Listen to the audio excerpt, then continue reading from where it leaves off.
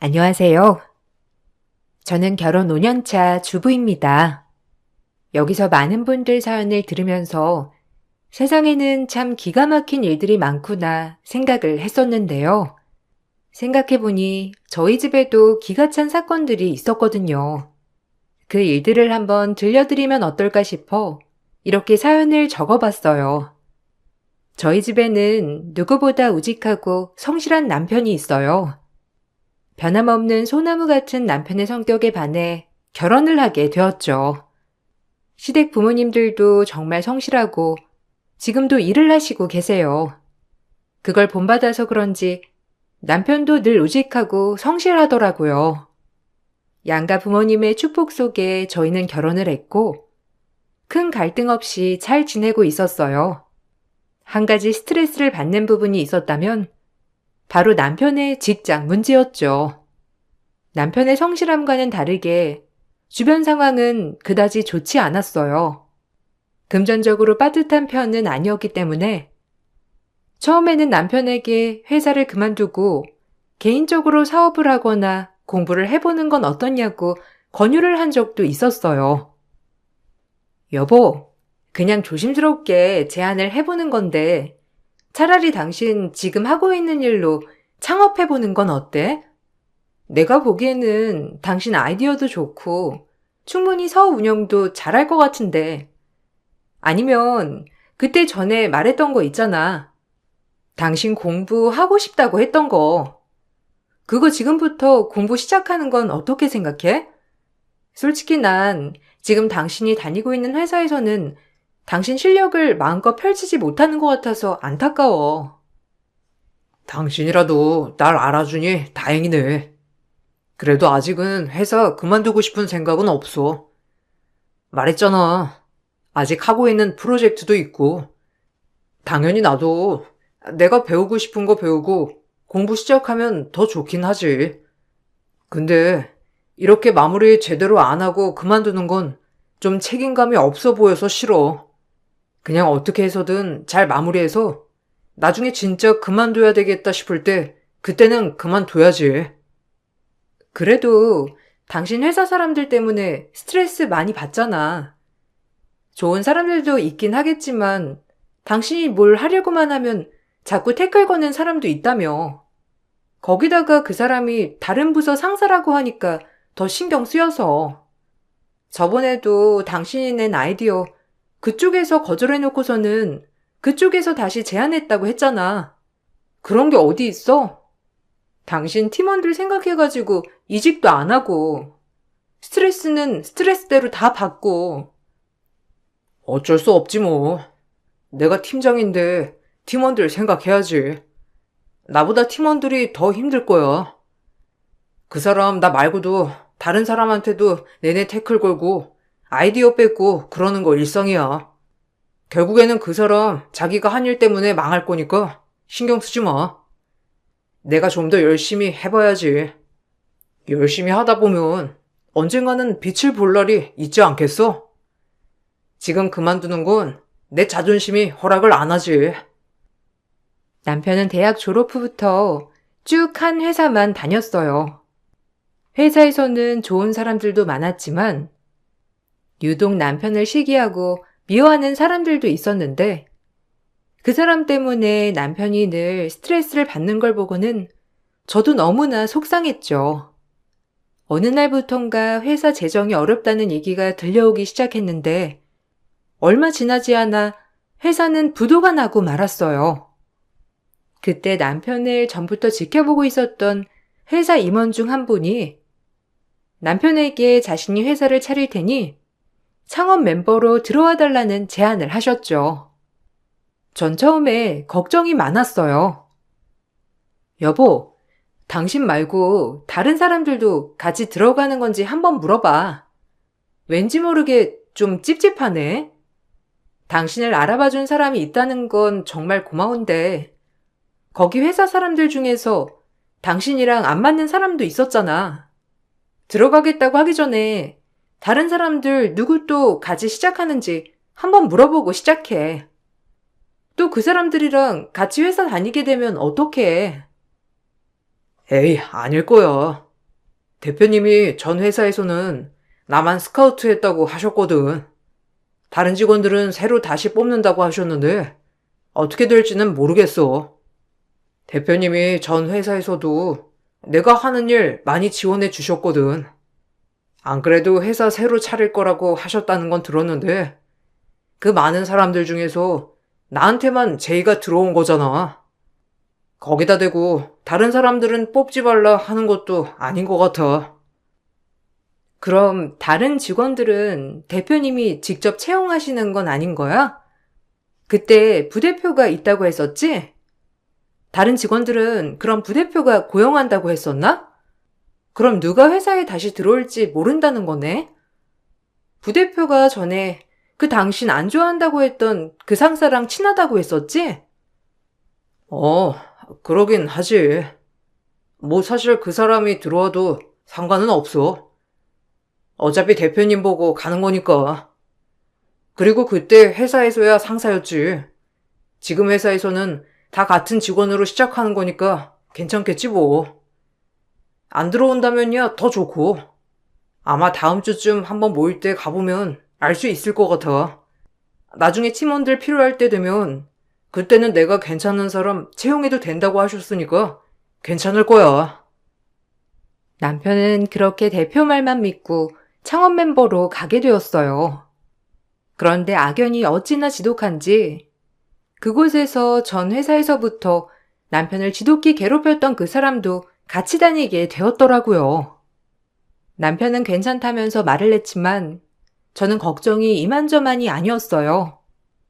저는 사실 그 사람 때문에 남편이 스트레스를 많이 받았던 사실을 알고 있었기 때문에 그만뒀으면 좋겠다고 말을 꺼냈죠. 전 회사에서야 상사였지.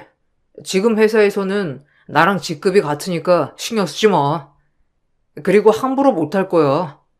나도 이번에는 가만히 있지 않을 거고. 원래 채용은 안 하려고 했는데 부탁했다고 하더라고. 지금 다른 곳에 취업하기 어렵다고. 부대표가 친하다고 했었잖아. 그래서 이번에 같이 하기로 했대. 안 그래도 저번에 모이면서 오해 풀었어. 오해는 무슨 오해? 저쪽에서만 당신 시기하고 질투한 건데. 아, 정말 괜찮겠어? 그동안 그 사람 때문에 스트레스 진짜 많이 받았잖아. 나는 지금이라도 그만두는 게 나을 것 같아. 아무리 대표 부탁으로 당신 거기 간 거라곤 하지만 아무래도 초창기니까 대표가 일일이 신경 쓰기도 어려울 텐데 괜찮겠어? 당신 너무 급하게 일 시작하려고 하는 것 같아. 아니야. 그래도 대표님이 날 그렇게 잘 봐주셨는데 나도 잘 해내야지. 그리고 그 사람 한 명 때문에 일 그만두는 것도 웃기고. 저번에 오해였다 사과도 했으니까 잘 지내봐야지. 괜찮아. 너무 걱정하지 마.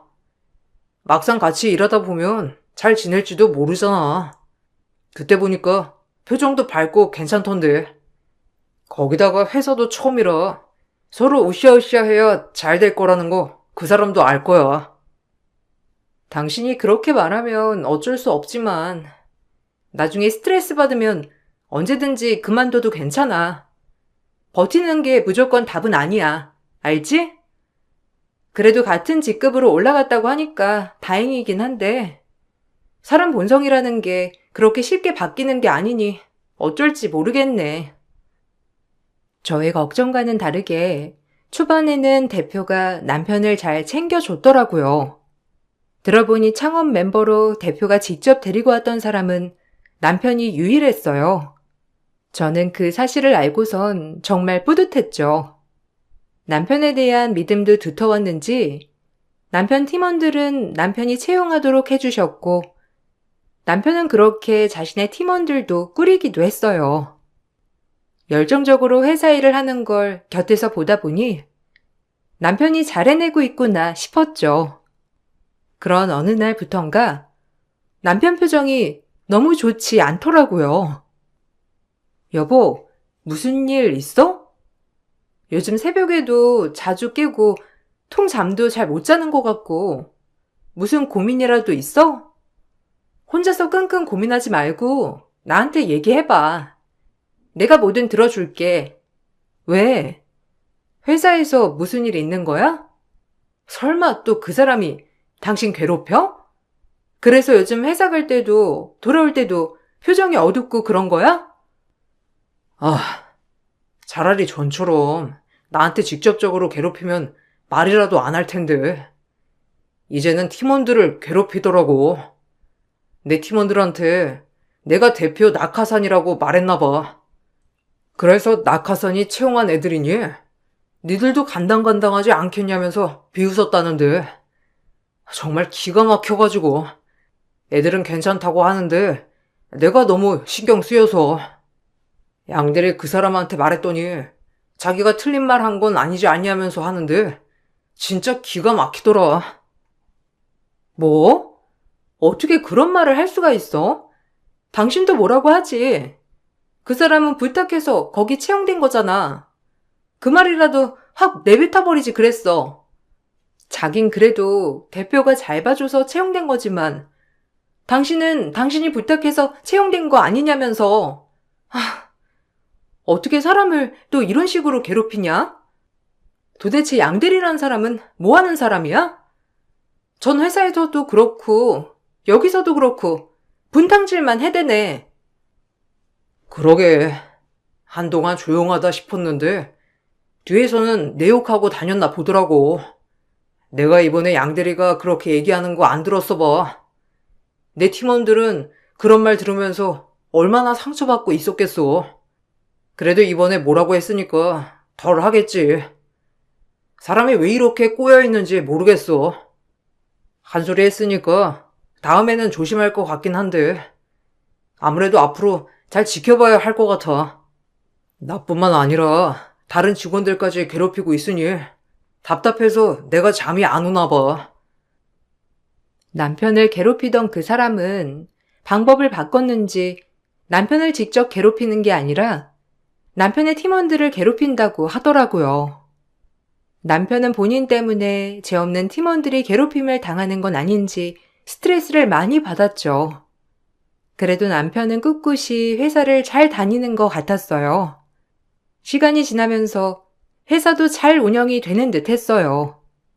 남편도 점점 바빠지면서 집에 돌아와서도 잔업을 하는 날들도 많아졌죠. 늘 피곤해 있던 남편이 어느 날은 너무 초롱초롱한 눈으로 열중의 작업을 하고 있어 궁금해 물어봤던 적도 있었어요. 여보, 일하는 거 재미있어? 나 당신 오랜만에 그런 표정 보는 것 같아. 예전에 우리 연애할 때 당신 전 회사 초창기에 있잖아. 그때 한참 일 배울 때 이런 표정으로 일했던 것 같은데. 지금 딱 그때 표정이 나오거든? 요즘 일하는 거 재미있나 봐. 왜? 무슨 재미있는 일이라도 있어? 전에는 일하면 눈에 피로감이 딱 보였는데 요 근래는 그렇지 않아서 신기하네.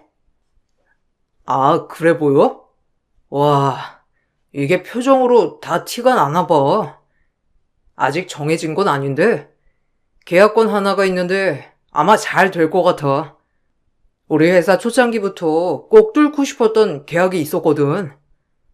여러 번 다른 사람들이 시도했는데 미팅조차 안 잡혀서 애먹었던 곳인데 이번에 진짜 타이밍 좋게 미팅 잡혔어. 팀원들도 미팅 잡혔다는 거 듣고서는 엄청 좋아하고 다들 밤새 일하고 있거든. 그거 보니까 나도 재미있네. 성사시키고 싶은 계약이라서 그런가 좀 힘이 나는 것 같아. 근 몇 년 만에 보는 표정인 것 같아. 이렇게 열심히 하는데 당신 회사 대표는 이걸 알고나 있을까? 아무리 당신 좋게 봐서 스카우트 했다곤 하지만 내가 보기에는 별로 신경을 안 쓰는 것 같아. 말만 아낀다고 하지. 이렇게 일만 잔뜩 던져주고 마는 거 아니야? 요즘 회사가 정말 바빠. 일도 많아졌고. 대표님 얼굴 보기도 힘들지 뭐. 거기다가 다른 직원들도 많으니까 대놓고 챙겨주시지 못해도 틈틈이 잘하고 있냐고 연락도 주시고 있어. 아마 이번에 큰 계약권 성사시키면 그만큼 회사도 성장하고 나도 승진하는데 도움이 되지 않을까 싶은데. 안 그래도 대표님이 이번에 연봉 조정하실 거라곤 하셨거든. 이거 잘 되면 진짜 좋은 기회가 될 것 같아. 타이밍 좋게 연봉 협상 시기에 남편은 회사에서도 가장 바라던 미팅을 성사시키게 되었고, 좋은 기회를 잡을 수 있게 되었어요. 그래서 그런지 남편은 정말 열정적으로 며칠 밤을 새워가면서 준비를 하더라고요. 전 남편이 그렇게 열심히 준비를 했으니 잘 될 거라고 당연히 생각했죠. 그런데 며칠 뒤 남편은 잘 마시지 못하는 술이 떡이 돼서 집에 들어왔어요. 와서는 아무 말도 없이 절 가만히 앉혔죠. 여보, 무슨 일 있었어? 안 그래도 아까 당신한테 전화했는데 안 받길래 회식 간다고 해서 좋은 일인가 싶었는데 아니었어? 왜? 당신 추진하던 거 그거 계약 성사가 안 된 거야? 아휴, 그래서 이렇게 술을 많이 마셨어? 속상했겠다, 우리 남편. 아니야. 계약은 잘 성사했어. 거래처 쪽에서도 우리가 생각했던 것보다 훨씬 더 많은 계약을 해줘가지고 첫 계약인데 그쪽에서도 역대급으로 계약 성사시킨 거라곤 하더라고. 잘 됐지 뭐. 오늘 회식도 그래서 하게 된 거야. 계약도 잘 되고 해서. 어, 그럼 잘 된 거 아니야? 왜 이렇게 기운도 없고 회식 자리에서 무슨 일 있었어? 당신 며칠 동안 엄청 노력했던 계약이잖아. 고생하면서 준비한 거라서 집에 오니까 긴장이 확 풀려서 그래? 당신 못 마시던 술도 이렇게나 많이 마시고. 아, 그게 이번 계약건 내가 체결한 게 아닌 게 됐어. 오늘 중간에 갑자기 급하게 상황이 생겨가지고 내가 미팅에 참석을 못했거든. 회사에 가보니까 내 팀원들도 아무도 안 갔더라고. 물어보니 양 대리가 그래도 내가 못 가면 자기가 가는 게 맞다고 가서 계약을 했나 봐. 난 그래도 우리가 준비한 거니까 대신 가더라도 우리 팀으로 진행할 줄 알았는데 자기들이 진행한 걸로 했더라고. 뭐 어떻게 말이 전달된 건지. 대표님이 나한테 그래도 미팅건이 급한 건데 거기에 집중을 했어야 하는 거 아니냐고 하시고. 아, 그게 무슨 말이야? 그럼 양대리 그 사람이 당신 계약을 가지고 갔다는 거야? 아니, 어떻게 그럴 수가 있어? 당신 그 거래처, 당신이 직접 미팅 잡고 그랬잖아. 그럼 계약을 할 때도 당신이 담당자로 계약이 되어 있어야지. 이게 무슨 말이야? 대표한테 말이라도 해봤어? 당신이 다 준비한 건데 그쪽에서 채간 거라고 말이라도 해보지 그랬어. 말해봤지. 알았다곤 하시는데 솔직히 중요한 미팅인데 그거보다 더 중요한 일이 어디 있겠어. 난 이미 거래처에 나 대신 팀원들이 갈 거라고 미리 양해 구해놨는데 어떻게 알았는지 양대리가 담당자로 가서 했더라고. 참, 어떻게 이렇게 되냐. 그래도 회사에 좋은 일이 된 거니까 넘어가야겠지? 그 뒤로도 남편이 계약을 성사한 건들이 있었지만 희한하게 좀 큰 규모의 계약건들은 중간에 남편에게 항상 급한 일들이 생겨 양대리가 대신 계약을 체결하고 양대리 성과로 올라가는 일들이 많아졌어요. 전 그때부터 뭔가 좀 이상하다고 생각을 했죠. 어느 날은 대표가 회사 복지로 학원 수강비를 지원한다면서 말을 한 적이 있었어요. 남편은 그동안 배우고 싶었던 게 있어서 바로 알아보고 신청을 한다더라고요. 저번에 당신 학원 수강하는 거 신청한다고 하지 않았어? 그거 어떻게 됐어? 그거 신청하면 대표가 대신 결제를 해주는 거야? 아니면 학원비 내고 영수증 첨부하면 받을 수 있는 거야? 회사 복지가 점점 좋아지긴 하네. 어떻게 학원비 지원을 할 생각을 했대? 언제부터 다니기로 했어? 당신 학원 다닐 때 나도 학원 다른 곳 다녀야 되겠다. 같이 시간 맞춰서 우리 그때는 밖에서 데이트할까? 아, 그거 못하게 됐어. 분명 신청했는데 내 건 누락됐다고 신청 안 됐다고 하더라고. 어쩔 수 없지 뭐. 이미 신청은 다 차 있어가지고 다시 신청 못할 것 같아. 당신 뭐 배우고 싶은 거 있었어? 난 신경 쓰지 말고 학원 다녀. 아니, 난 그냥 당신 학원 다니는 시간에 나도 배우겠다는 건데. 근데 어떻게 누락이 될 수가 있어? 당신 그거 공지 내려오니까 바로 신청했잖아. 어떻게 누락이 됐대? 그러면 당신 건 남겨둬야 하는 거 아니야? 대표한테 말해보지 그랬어. 자기 배우고 싶은 거 있는데 누락된 거 같다고. 이미 좀 지나기도 했고 다시 말 꺼내기도 머리 아프고 요새 회사 바빠지고 그래서 대표님 외부 미팅이 많으신 것 같더라고. 회사 내부 관리는 거의 부대표가 하고 있어서 꺼내기도 그렇고 좀 이상한 게 하나 있긴 한데 내가 빠지니까 부대표랑 양대리 자녀 복지로 학원비 지원 받겠다고 했더라고. 회사 내에 자녀 있는 사람이라곤 부대표랑 양대리 뿐이긴 하지만 뭐 내가 너무 확대해서 생각하나? 헐, 아닌데? 그거 좀 이상한 거 같은데?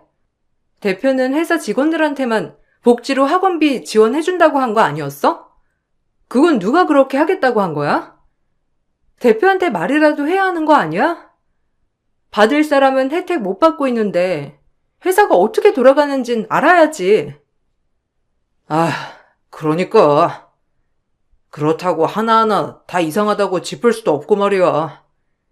그냥 이런 거 다 지적하기 머리 아파서 넘어갔어. 다들 말하고 싶어 하긴 하는데 쉬쉬하는 것 같더라고. 나도 그냥 내일이나 열심히 하려고. 내가 말했나? 양들이 이번에 부장 됐다고. 부대표가 적극적으로 밀어줬다는데 참. 남편 회사가 돌아가는 꼴을 보니 대표는 외부 일정을 하느라 회사 내부를 신경 쓰지 못했고 부대표가 모든 회사 내부를 관리하는 듯 하더라고요.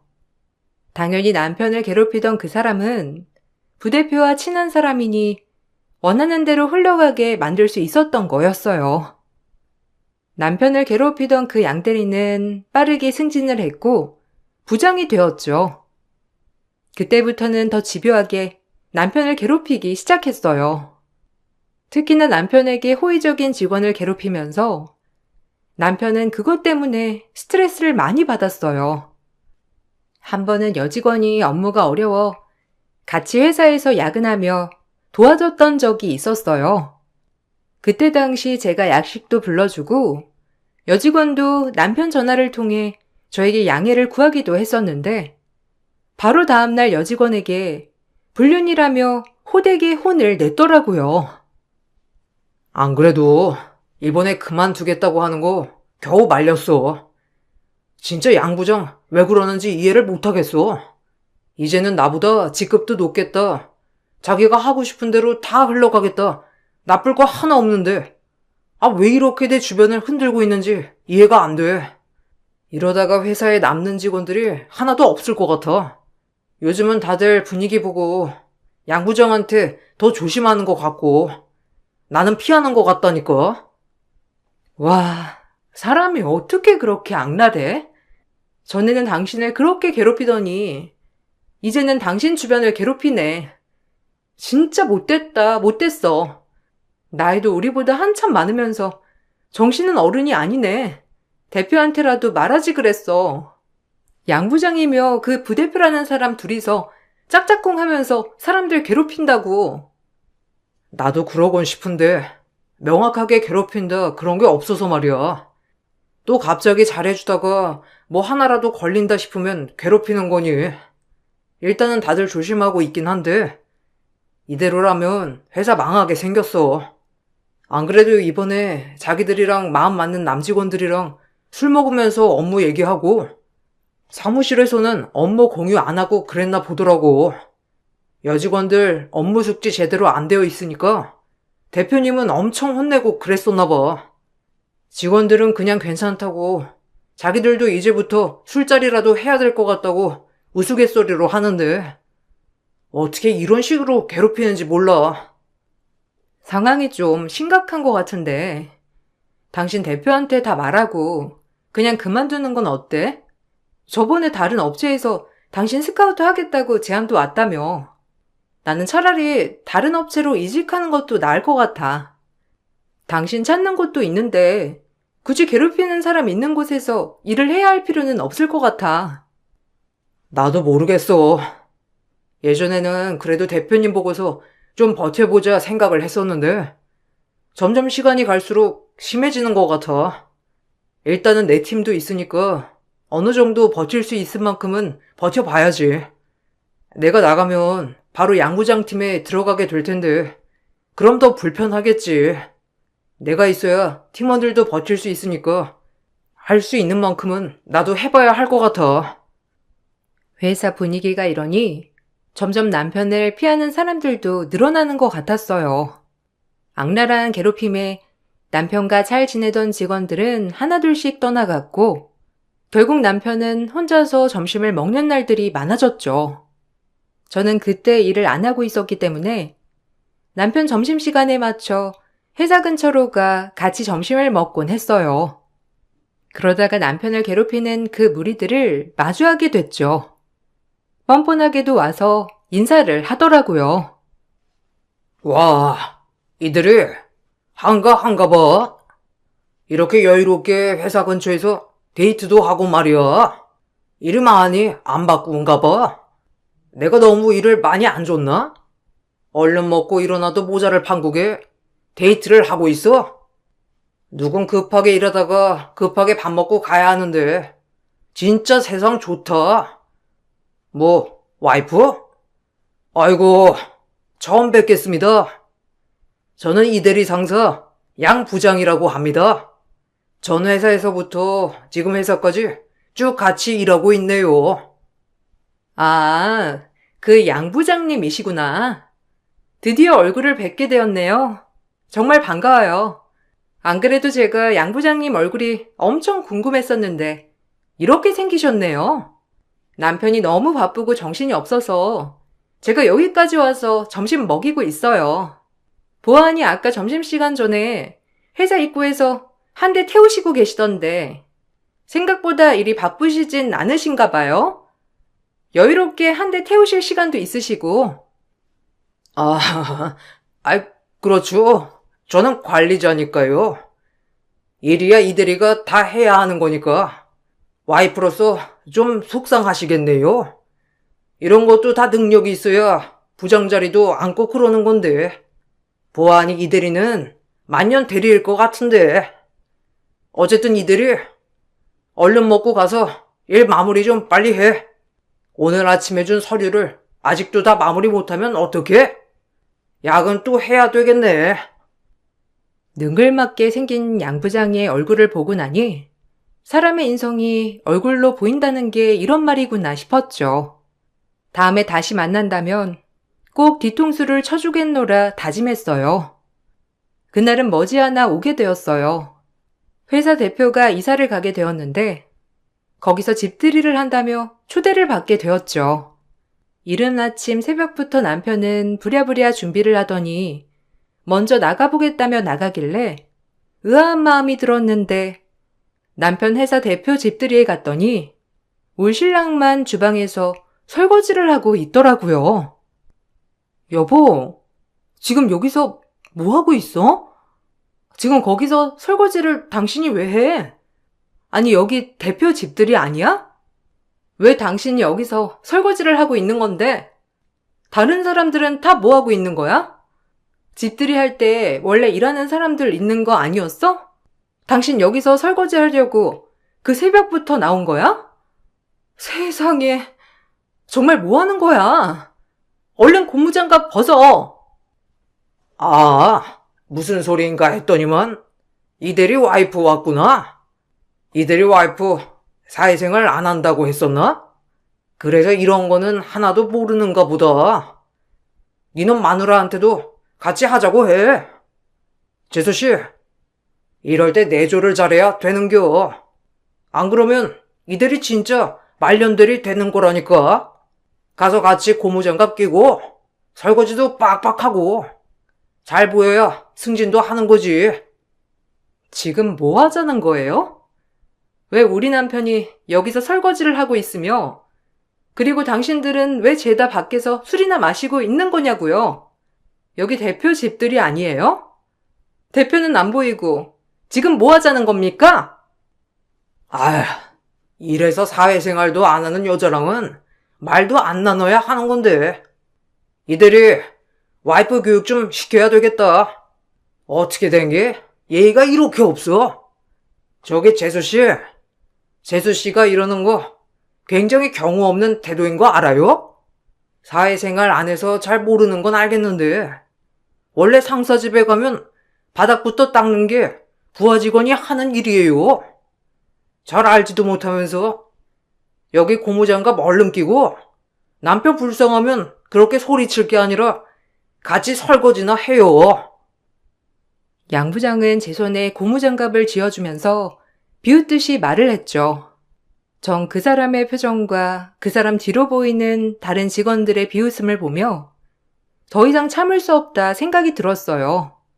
그때 밖에 나갔던 대표가 집으로 들어오다 막 도착한 절 보더니 벌벌 떨며 저에게 말을 했어요. 아니 사장님. 아니 여기까지는 어쩐 일로? 제가 여기 사는 건 어떻게 아시고? 혹시 여기 근처에 사셨어요? 오늘 회사 직원들 초대해서 집들이 하려고 해서 다들 모였습니다. 시끄러우셔가지고 올라오셨어요? 아이고, 사장님이 여기 사시는 줄은 몰랐네요. 어떻게 이런 우연이? 마침 잘 됐네요. 오셔서 식사 한번 하시고 가시죠. 제가 따로 얘기 드릴 것도 있고. 아니요. 저 여기 이대리 와이프입니다. 안 그래도 대표님 저번에 뵙고 놀랐는데 절 알아보시지 못하시더라고요. 언제 말씀을 드려야 하나 했었거든요. 마침 잘 됐네요. 여기 이렇게 다들 모여 있으니 대표님 참 알뜰살뜰 하시네요. 이렇게 직원한테 집들이 설거지까지 시키시고 다른 직원들 술파티 벌이면서 노는 사이에 저희 남편만 열심히 설거지하고 있어서 제가 한 소리 좀 했어요. 네? 아니, 그게 무슨... 아닙니다. 제가 이대리한테 설거지를 하라고 시킨 게 아니고, 양 부장, 지금 이게 뭐 하는 거야? 왜 고무장갑을 이대리가 끼고 있어? 양 부장 아는 집들이 업체에 있다고 해서 거기 연결해서 음식하고 설거지하고 그렇게 진행하겠다고 한 거 아니었나? 근데 왜 이대리가 고무장갑을 끼고 있냐고? 얼른 와서 설명해봐. 대표님은 회사 상황을 전혀 모르시고 계시네요. 그렇게 직원들 끔찍하게 생각하시는 것처럼 말하시더니만 정작 회사가 어떻게 돌아가는지 전혀 가늠도 안 잡고 있었나 보네요. 참, 이런 회사에 제가 투자를 하고 있었다는 게 끔찍하네요. 어찌됐든 회사 상황 잘 봤습니다. 곧 연락드리죠. 전 남편의 손을 잡고 그 집을 나왔어요. 집에 가는 차에서 전 남편에게 제 정체를 밝혔죠. 남편은 저희 친정집이 잘 산다는 사실은 알고는 있었지만 이 정도일 거라곤 생각도 못했다고 하더라고요. 특히나 재산에 대해서는 별 관심이 없었던 사람이기도 했고 애초에 자신의 것이 아니니 제명의 건물에 대해서 크게 신경 쓰지 않았죠. 저는 남편 회사의 건물주이자 투자자였어요. 처음부터 그러려고 했던 건 아니었지만 남편 회사 대표가 회사를 설립할 때 제 건물에 입주를 하게 되었고 나중에 남편이 회사에 들어가게 되었다는 걸 알고서는 전 투자도 진행하게 되었어요. 남편에게 좋은 일이라 생각하고 했던 일이긴 했지만 이렇게 밝혀질 거라고는 생각도 못 했었죠. 남편은 제 정체를 듣고선 집에 오자마자 긴장이 풀렸는지 거의 졸도를 했어요. 나중에 깨어나고 나서 많은 얘기를 나눴고 남편은 대표에게도 그동안의 상황을 모두 전달하게 되었죠. 사태 이후 회사 대표는 남편을 괴롭혔던 부대표와 부장을 모두 해고했어요. 알고 봤더니 단순히 사람들을 괴롭힌 것뿐만 아니라 직원들이 밤새 고생하면서 준비한 프로젝트들을 다 가지고 가서 대표에게 본인들이 한 거인 양 전달하고 그걸로 성과급도 많이 받았더라고요. 대표는 이 사실을 알고선 집까지 사과를 하러 찾아오기도 했어요. 정말 죄송합니다. 회사 대표로서 제가 할 말이 없네요. 부대표나 다른 직원들이 알아서 잘 회사를 운영해 줄 거라고만 생각을 하고 정작 제가 회사를 잘 돌보지 못했던 것 같습니다. 이 대리는 제가 전 회사에서 유일하게 믿고 데리고 왔던 직원인데 이렇게나 마음고생을 시켰을 줄이야 상상도 못했습니다. 정말 죄송하고 드릴 말씀이 없습니다. 그리고 내일부터 그 사람들 출근 안 할 거고 법적 조치도 들어갈 겁니다. 찾아보니 공금 횡령이나 부정 청탁도 있어서 이걸로 조사 들어갈 것 같아요. 이들이, 아니, 이 부장. 앞으로 이 부장이라고 부르겠네. 그때 그만뒀던 팀원들이나 마음에 맞는 직원들, 이 부장이 한번 잘 꾸려보는 건 어떻겠나? 대표님, 저는 그렇게까지 하는 건 원하지 않습니다. 아내 힘 빌려서 승진하고 싶진 않아요. 아내랑 얘기를 해봤는데 아내도 공과 사는 구분해야 한다고 생각을 하더라고요. 부대표나 양 부장에 대한 처분은 잘못한 게 있다면 마땅히 받아야 하겠지만 제가 어떠한 성과 없이 승진하는 건 아닌 것 같습니다. 저도 이렇게 승진하면 마음이 편치만은 않고요. 아니야. 사장님 보고선 이 부장 승진시켜주는 게 아니고 그동안 프로젝트들도 다시 살펴보고 다른 직원들 말도 들어보니 양 부장이나 부대표가 가로챈 업무들이 많다고 하던데 우리 회사 제일 큰 계약권도 이 부장이 체결한 거였다며. 이 정도면 그전부터 양 부장이 아니라 이 부장이 먼저 부장더라도 할 말이 없는 건데 정말 미안하네. 남편을 괴롭히던 주동자, 부대표와 부장은 결국 회사에서 잘리게 되었고 그동안 부당하게 받았던 성과급을 반환하라는 통보를 받게 되었어요. 거기다가 회사 공금을 사적으로 사용했던 내역까지 밝혀지게 되면서 횡령으로 벌금형을 받게 되었죠. 남편 말로는 이쪽 업계가 넓은 편은 아니기 때문에 아마 부대표와 부장에 대한 소문이 많이 퍼져 있을 거라고 하더라고요.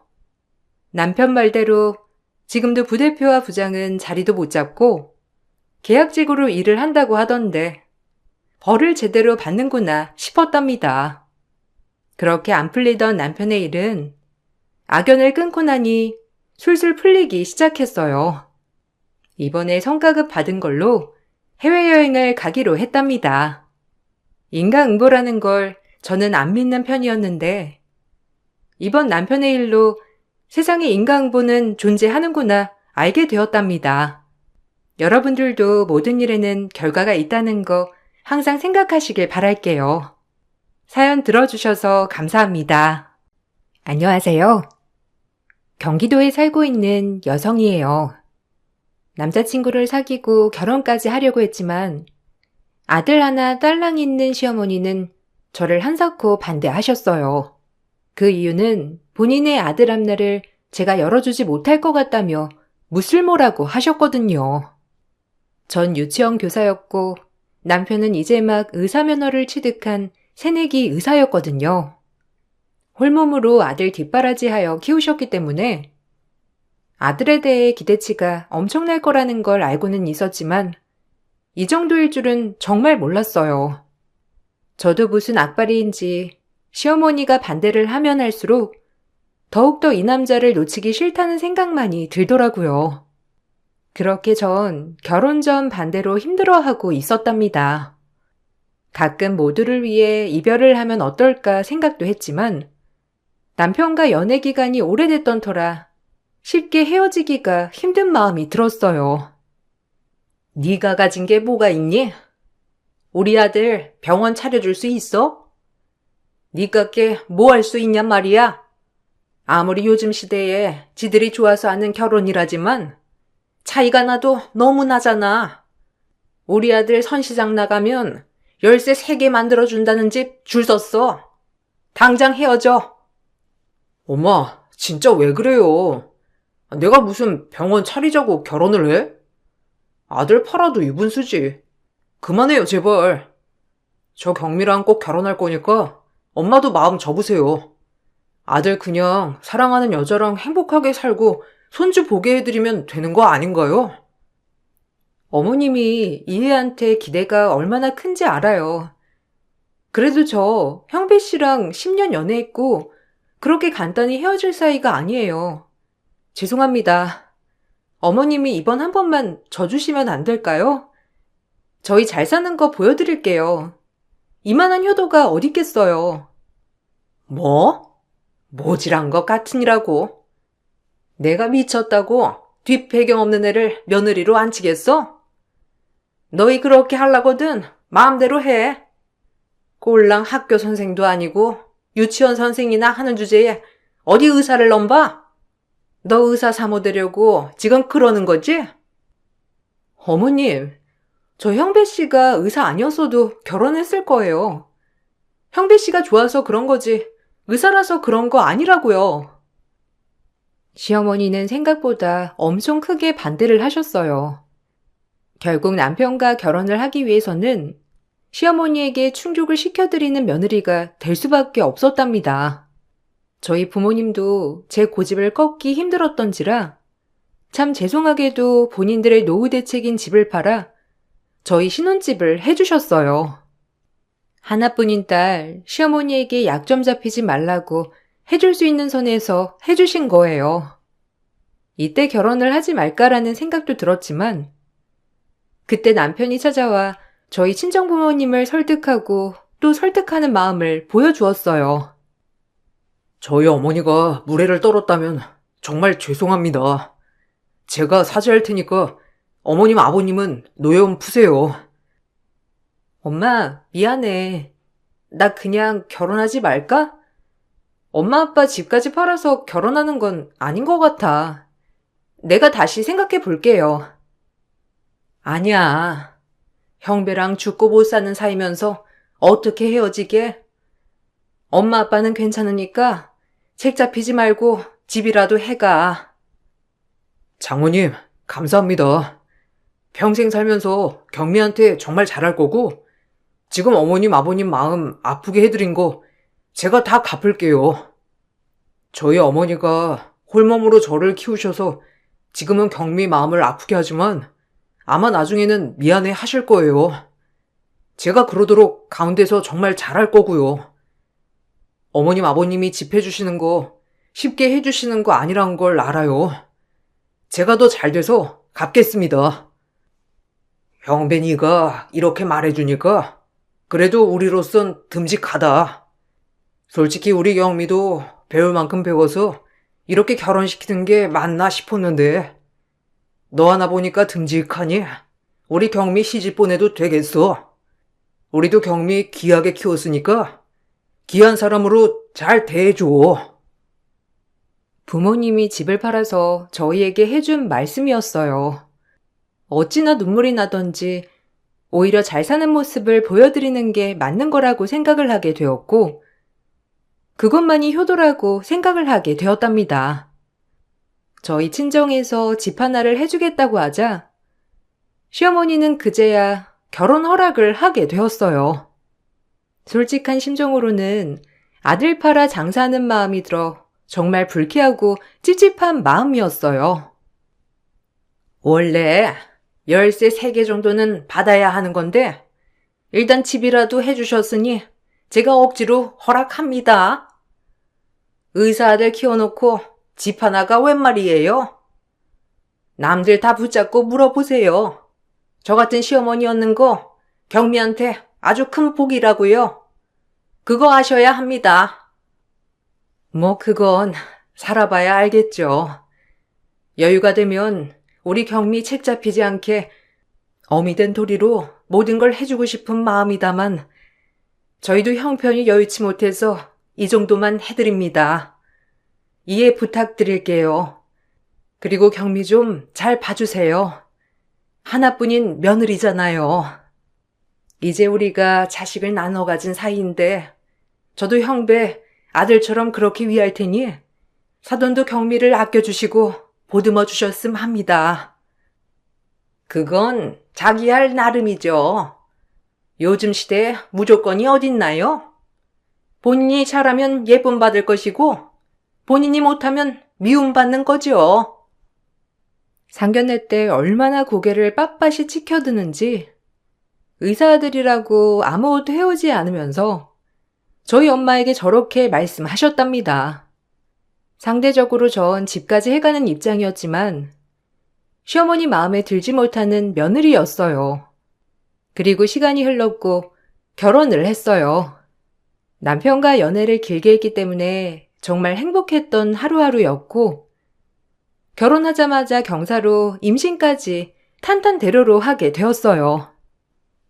아니 애를 좀 천천히 갖지. 뭐가 급하다고 애를 가지냐? 사람 일 어떻게 될 줄 알고 애를 덜컥 가져? 헤어질 수도 있는데. 어머님, 애까지 가진 저한테 무슨 막말을 그렇게 하세요? 아무리 제가 마음에 안 드셔도 그렇지. 결혼 한마당에 이러시는 건 아닌 것 같아요. 저 역시 결혼할 때 어머님한테 죄송한 마음도 있었지만 솔직히 형배 씨 의사인데 뭐 어떡하라는 거예요? 너 의사 사모 되고 싶어서 집까지 해온 마당에 이제 와서 배째라는 거냐? 뭐 이런 게 다 있어? 지금 너랑 헤어져도 형배한테 열쇠 3개짜리 해준다는 집이 줄 섰어. 알아? 그 정도로 의사들이 얼마나 강세인데 그걸 모르고 나대냐? 형배 씨 너무 사랑하지만 솔직히 말해서 의사 말고는 가진 게 뭐가 있는데 그러시는지 모르겠네요. 어머님 아들 하나 잘 키운 건 인정해요. 그렇지만 그렇게 아들 가진 유세 떠는 건 아니라고 생각하거든요. 그러니까 뱃속 아이까지 가진 저한테 그런 막말 삼가주세요. 아이까지 가진 저로서 아이를 부정하는 어머님을 이제 이해하지만은 않을 거니까 그리 아시라고요. 오호라, 이게 네 얼굴이구나? 그래, 그럼 그렇지. 형배가 너 같은 애랑 만난다고 했을 때부터 마음에 안 들었어. 저 역시 형배 씨만 믿고 결혼했고요. 시어머니 자리가 이런 줄 몰랐어요. 저 역시 어이없고 화나는 일이 한둘이 아니에요. 그날 시어머니와 대판한 뒤로 시어머니는 그제야 절 투명인간 취급을 하셨답니다. 형편상 시어머니가 아들이랑 떨어 지내기가 싫다고 그렇게 말씀하시는 바람에 같이 살고 있었는데 같은 공간에서 절 투명인간 취급을 하니 제 마음도 힘들어져 갔어요. 남편은 이런 시어머니 마음을 아는지 모르는지 그저 하하호호 실실거리기만 했고 저와 시어머니 사이에 갈등만 깊어져 갔죠. 형배야, 우리 둘이 오늘 나가서 외식할까? 너 초밥 좋아하잖아. 오늘 저녁에 너 병원 끝나는 대로 내가 앞으로 가마. 아, 경미도 초밥 좋아해. 같이 가야지. 경미야, 저녁에 초밥 먹자. 오랜만에 외식도 좋을 것 같은데. 셋이 나가서 먹어요. 임산부가 무슨 초밥이니? 내가 초밥이 너무 먹고 싶어서 그래. 뭐 경미 있는데 배달시켜 먹을 순 없잖아. 우리끼리 먹고 다음에 경미 데리고 나가서 맛있는 거 먹으면 되지 않겠어? 아들, 엄마 초밥이 너무 먹고 싶어서 그래. 그러니까 먹으러 가자. 나 괜찮으니까 어머님이랑 다녀와. 나도 뭐 오랜만에 친정이나 가서 저녁 먹고 올게. 엄마네 안 간 지도 꽤 됐으니까. 정말 그래도 되겠어? 그래도 같이 먹어야 맛있는데. 올 때 가락국수라도 포장해 올까? 초밥은 못 먹어도 가락국수는 먹잖아.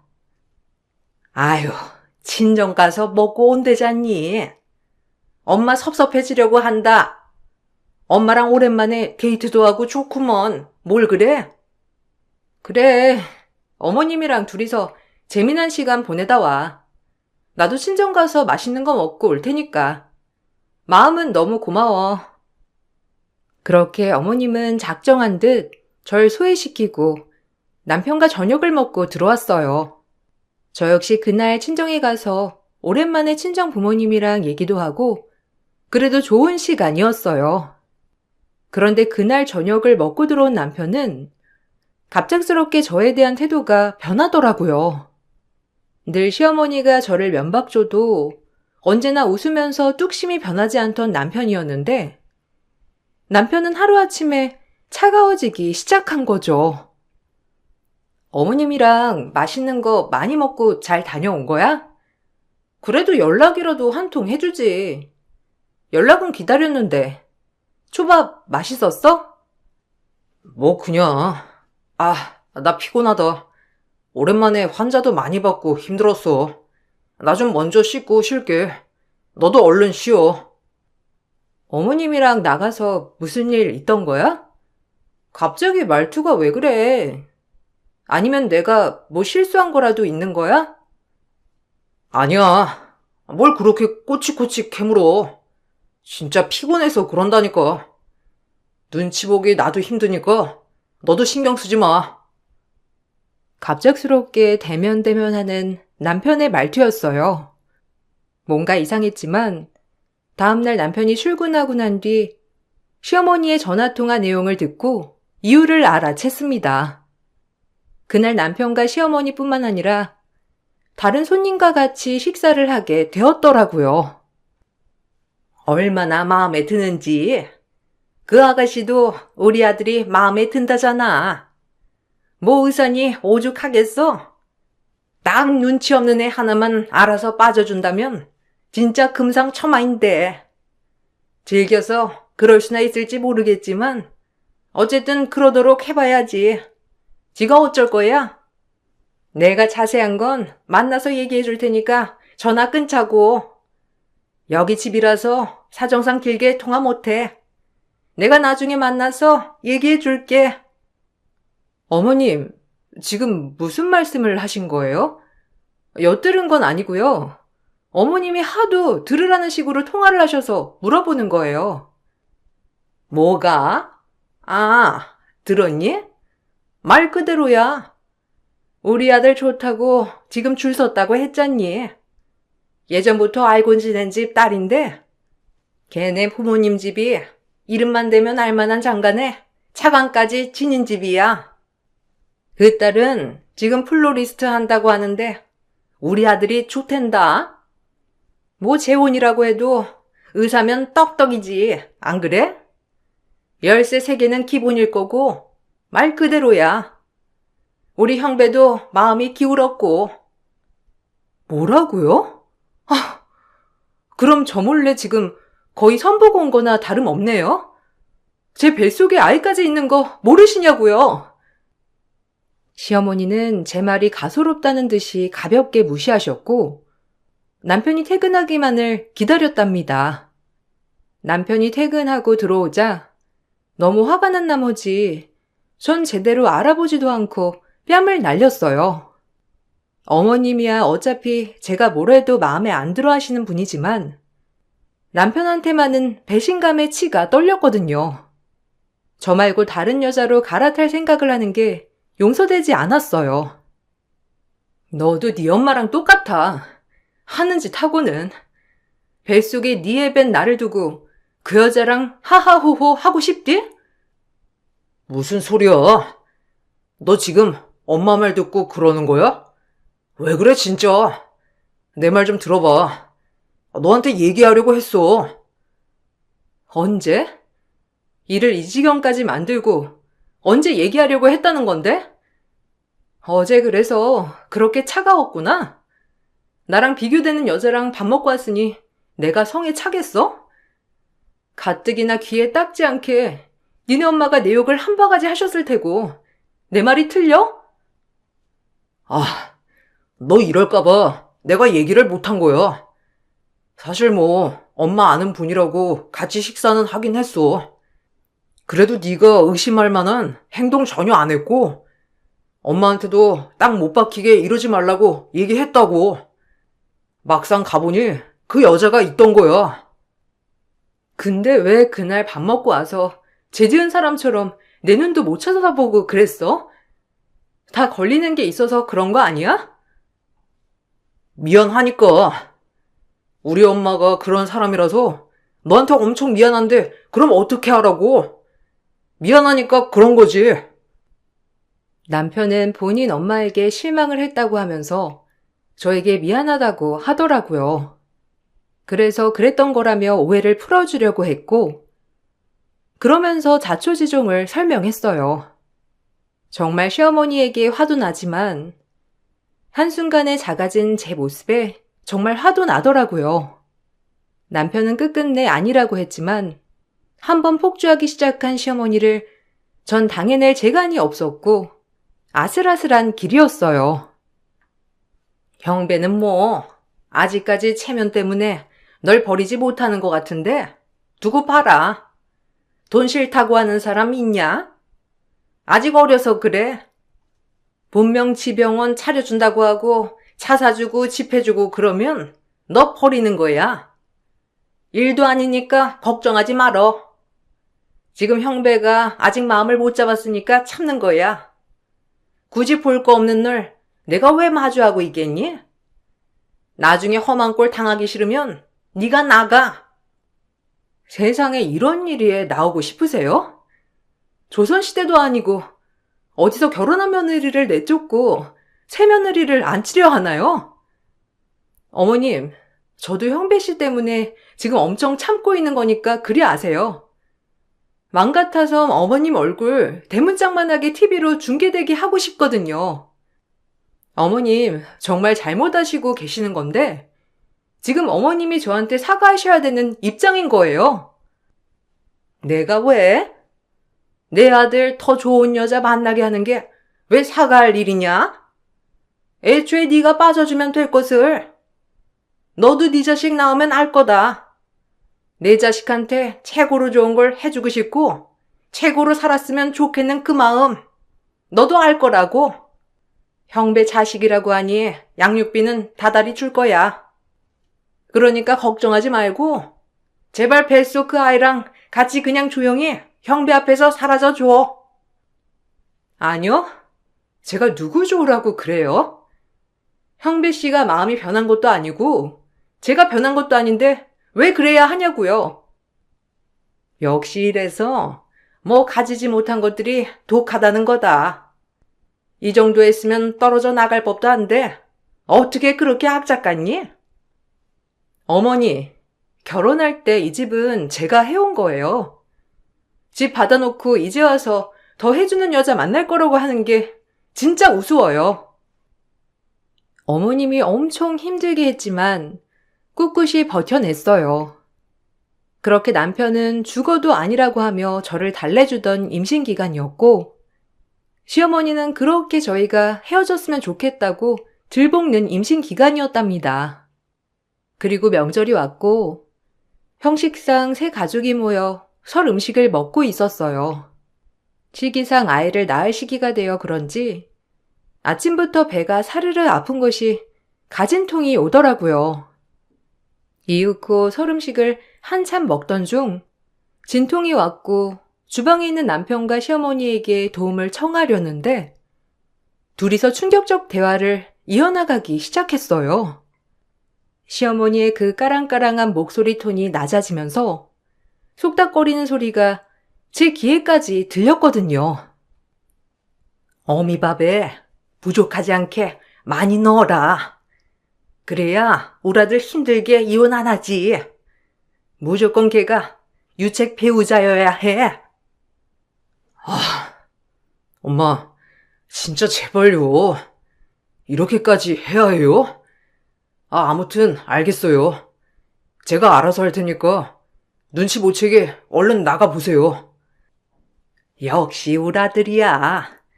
너 내가 다 너 잘 되라고 그러는 거 알지? 이게 너를 위해서 엄마가 이러는 거니까 네가 이해해야 한다. 두 손발이 덜덜 떨렸고 배가 아픈 와중에도 정신이 번뜩 차려지더라고요.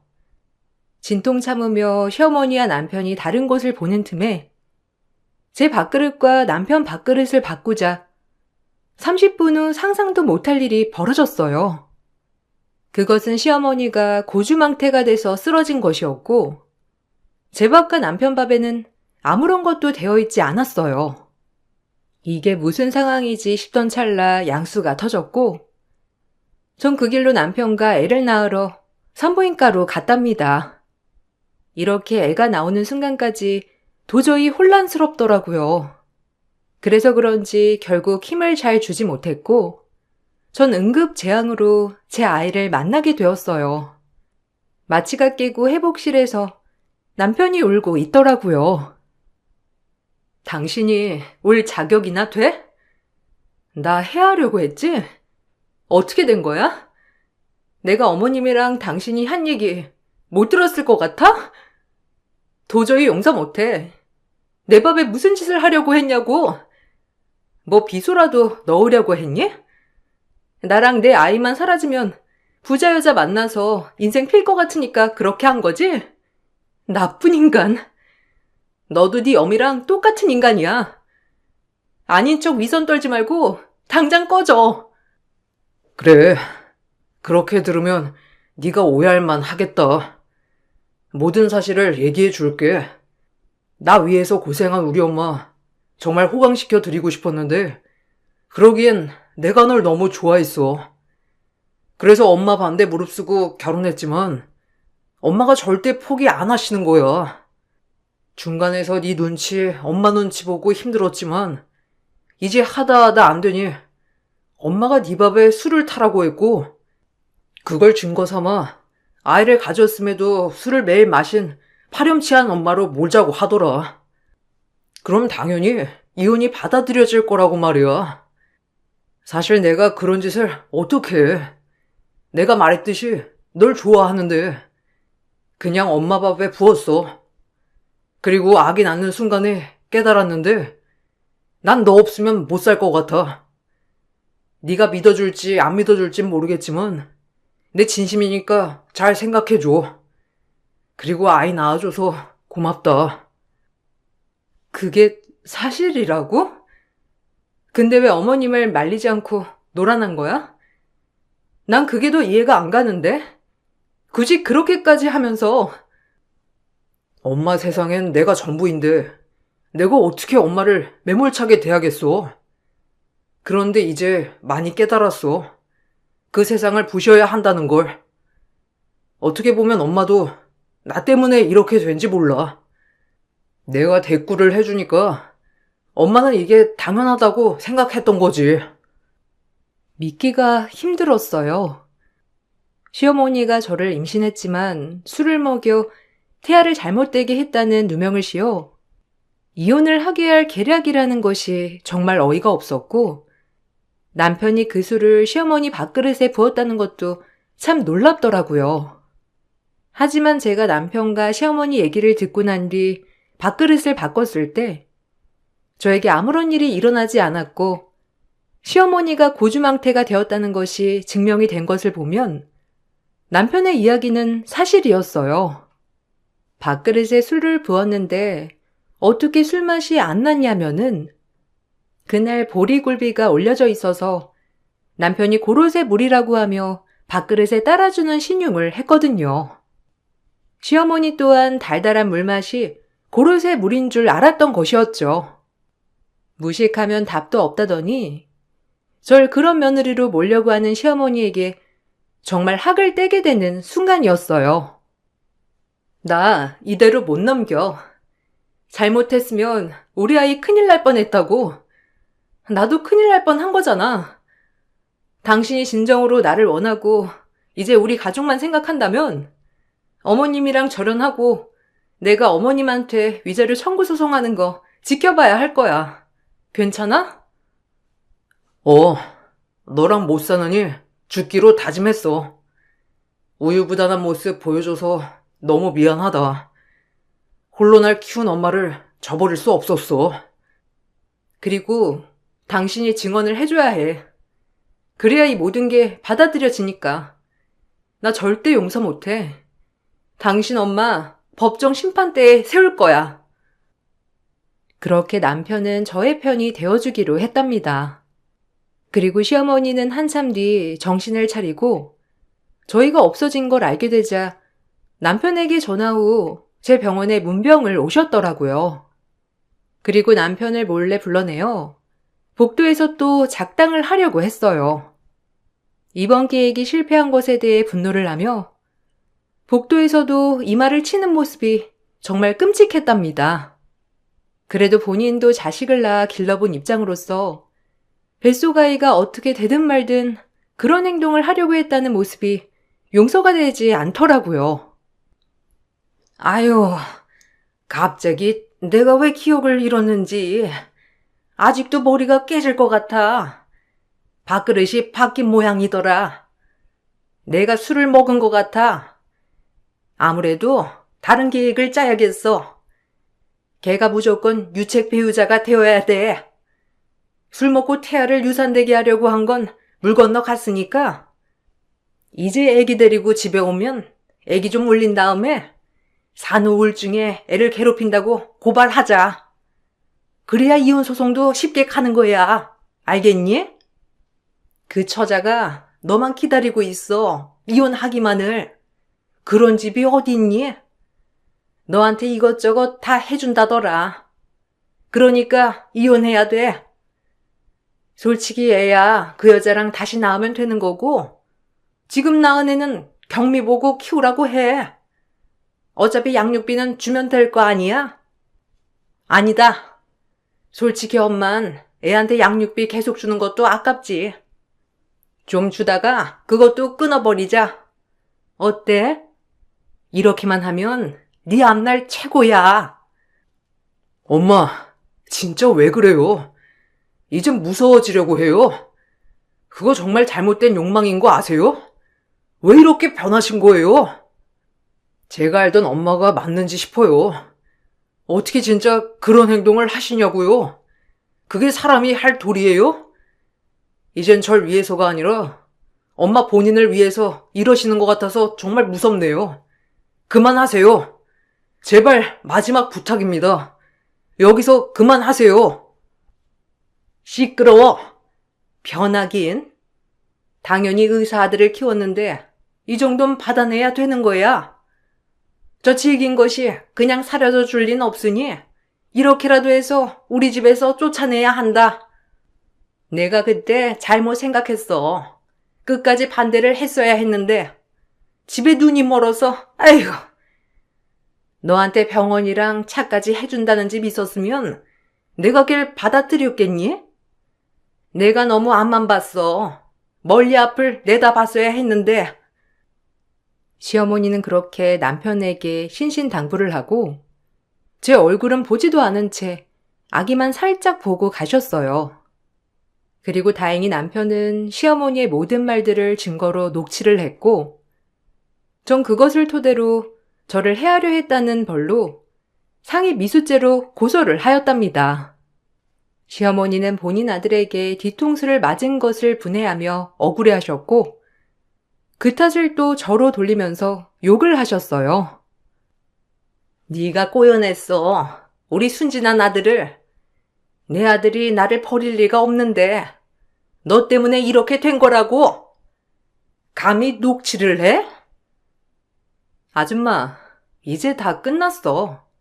깜빵 가서 반성하고 어차피 하나 있는 아들 잃었으니 깜빵 가도 아쉬울 건 없겠지. 어디 끝까지 싸워보자고. 난 내 자식, 내 남편 걸고 이 가정 끝까지 지킬 거거든. 당신의 삐뚤어진 욕망 절대 용서치 않을 거니 그리 알아요. 네가 나를? 그래. 어디 한번 이겨봐라. 니깎게 의사 아들을 키워낸 나를 감히 이길 수 있는지 말이다. 이제 아줌마의 세상이 정말 무너질 거예요. 어디 한번 두고 보죠. 본인의 욕망이 몇 사람을 아프게 했는지 지켜보라고요. 시어머니는 수사를 받게 되었고 저에게 직접적으로 아직 상해를 입히진 않았어서 다행히 불구속 수사였어요. 그러나 저를 해하려고 했다는 것이 녹취로 남아 있었고 남편이 모든 증언을 다 해주었던 결과 시어머니는 패소하게 되었답니다. 시어머니는 패소했다는 분노보다는 아들이 증인을 해준 것에 대해 더욱더 분노를 가지더라고요. 그것이 참 웃기더라고요. 네가 나한테 이럴 순 없는 거다. 내 청춘 다 바쳐서 널 키워냈는데 어떻게 나한테 배신을 때릴 수가 있어? 네가 아들이야? 그러니까 그만하셨어야죠.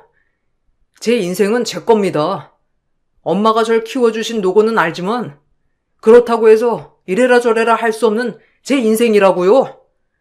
이제 경미한테 못난 모습 그만 보이고 싶어요. 그러니까 제발 반성하고 용서를 비세요. 뭐라고? 너 내 아들 맞아? 너 이 엄마가 죽어도 좋아? 내가 너 없이 어떻게 살라고? 이렇게 모질게 나를 내치는 거야? 다 내가 너 잘 되라고 그랬던 건데 이 엄마 마음을 그렇게도 모르겠어? 너 경미랑 살면 네 인생 안 풀린다고. 날개를 펼쳐야지. 저 잘 되라고 그런 거라고요? 엄마 욕심이에요. 그런 아들을 가진 엄마가 되고 싶었던 그냥 엄마의 허황된 욕심이라고요. 이제 보지 말자고요. 이번 일 겪으면서 저도 엄마 진짜 무서워졌고 이제 엄마랑 다시는 엮이고 싶지 않으니까 더 이상 연락 마세요. 시어머니는 악다구니를 써댔지만 결국에 저에게 위자료를 주어야 했답니다. 태아를 잘못되게 할 뻔한 것과 저에게 정신적으로 고통을 준 죄는 달게 받았던 거예요. 그리고 시어머니는 그렇게 남편에게 손절을 당했고 저흰 그 집을 팔고 다른 곳으로 이사를 했어요. 아이까지 단 3식구만 살 수 있는 곳으로 말이죠. 시어머니와 같이 살고 있던 집이어서 시어머니 또한 작은 투룸 전세를 하나 얻으셨는데 남편에 대한 집착을 못 버리셔서 그런지 남편에게 소개해준 여자를 끝까지 만났고 결국 그 여자도 일이 풀리지 않으니 시어머니를 고소하였답니다. 사기죄로 본인을 농락했다고 화가 나서 말이죠. 아니, 형배 씨를 저랑 결혼시켜 주겠다고 한 지가 언젠데 도대체 언제까지 기다리라는 거예요? 감히 절 농락해요? 아줌마, 안 되겠어요. 사기가 얼마나 무서운 건지 아줌마가 뼈저리게 느껴봐야죠. 그 여자 떼놓고 당장이라도 나한테 붙여준다더니. 아유, 소희양, 좀 기다려요. 우리 아들이 아직 거길 정리 못했어. 마음은 진작에 떠났는데 그 여자가 엄청 매달리거든. 아니, 이제 못 믿어요. 형배 씨 연락도 안 받고요. 애초에 아줌마가 그냥 혼자 북치고 장구 쳤던 거죠. 저 가만 안 있습니다. 아니, 기다리라니깐. 의사 남편 얻으려면 이 정도를 기다려야지. 아가씨가 뭘 그리 대단하다고 나를 다그쳐? 의사 사모 안 되고 싶어서 이래? 아무리 부자여도 그렇지. 의사 타이틀은 아무나 가질 수 있는 게 아니란 말이야. 기다려! 결국 시어머니는 사기죄로 약식 기소 명령 되었어요. 결국 그 사기에 한해서도 벌금형을 선고받게 되었고 이 일은 일파만파 동네에 소문이 파다하게 났답니다. 저랑 결혼했음에도 시어머니가 곧 이혼하고 새장가 갈 거라고 애초에 떠들고 다니는 바람에 모든 사람들이 알게 되었거든요. 시어머니는 동네에서 이미 정신병자가 되어 있더라고요. 사실 저도 약간 정신적으로 문제가 있지 않나 싶을 정도로 좀 심각해 보이긴 하더라고요. 그럼에도 남편은 꿋꿋이 본인 엄마를 만나러 가지 않았고, 그게 저에게 사죄할 길이라며 넙죽 엎드렸답니다. 그 일이 있고 친정 부모님들도 충격을 많이 받으셨지만, 남편이 본인 어머니를 정말 끊어내자 그나마 부모님도 남편을 용서해 주었어요. 그래도 놀아났긴 했었으니까 말이죠. 친정아빠는 이 소식을 듣고 그 여자의 머리털을 다 뽑아낼 거라고 호언장담을 했지만, 그래도 법이 해결해 주었으니 제가 엄청 말렸어요. 그러다 그 정신병자 아주머니가 아빠를 해약이라도 할까봐 무서운 마음이 들었고, 생각만 해도 아찔해요. 내가 잘못했으니까 돌아와라. 그 여자애랑 사는 건 아니야. 다른 여자도 강요 안 할 테니까 너만 내 곁에 돌아오면 돼.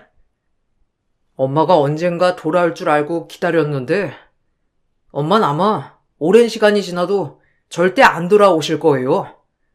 그냥 이대로가 좋네요. 경미가 당한 그 상처, 아픔, 제가 평생 살면서 다 되갚으려면 엄마한테 신경 쓸 여력이 없거든요. 오늘이 마지막이에요. 형배야, 너 진짜 왜 그래? 엄마가 널 어떻게 키웠는데 이 엄마를 봐서라도 한 번만 용서해주면 안 되겠니? 남편은 끝끝내 시어머니를 정말 차단하였고, 저흰 자유의 몸이 되었습니다. 시어머니는 모든 재산을 팔아 벌금 내고 위자료를 주느라 지금은 쪽박을 차셔서 그 잘 나가던 노인정도 안 나가신다고 하더라고요. 아예 집에서 고립되어 버린 거예요.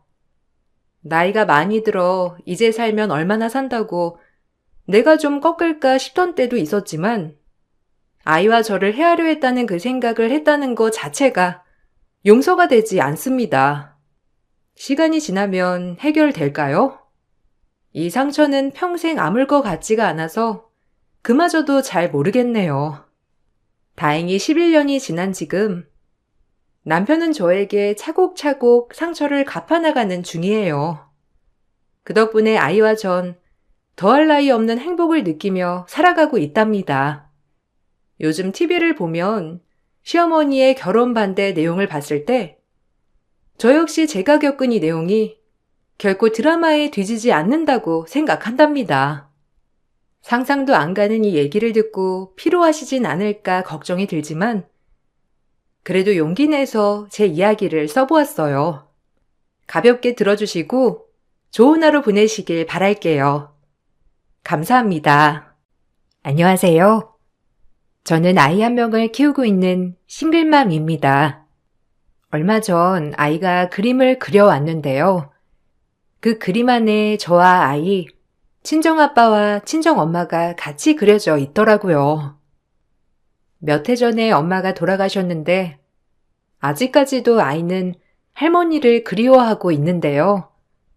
그만큼 엄마가 줬던 사랑을 잊지 않고 소중히 기억을 하고 있어서 너무 감동이었어요. 사실 저희 가족에게는 크고 작은 사건들이 많았어요.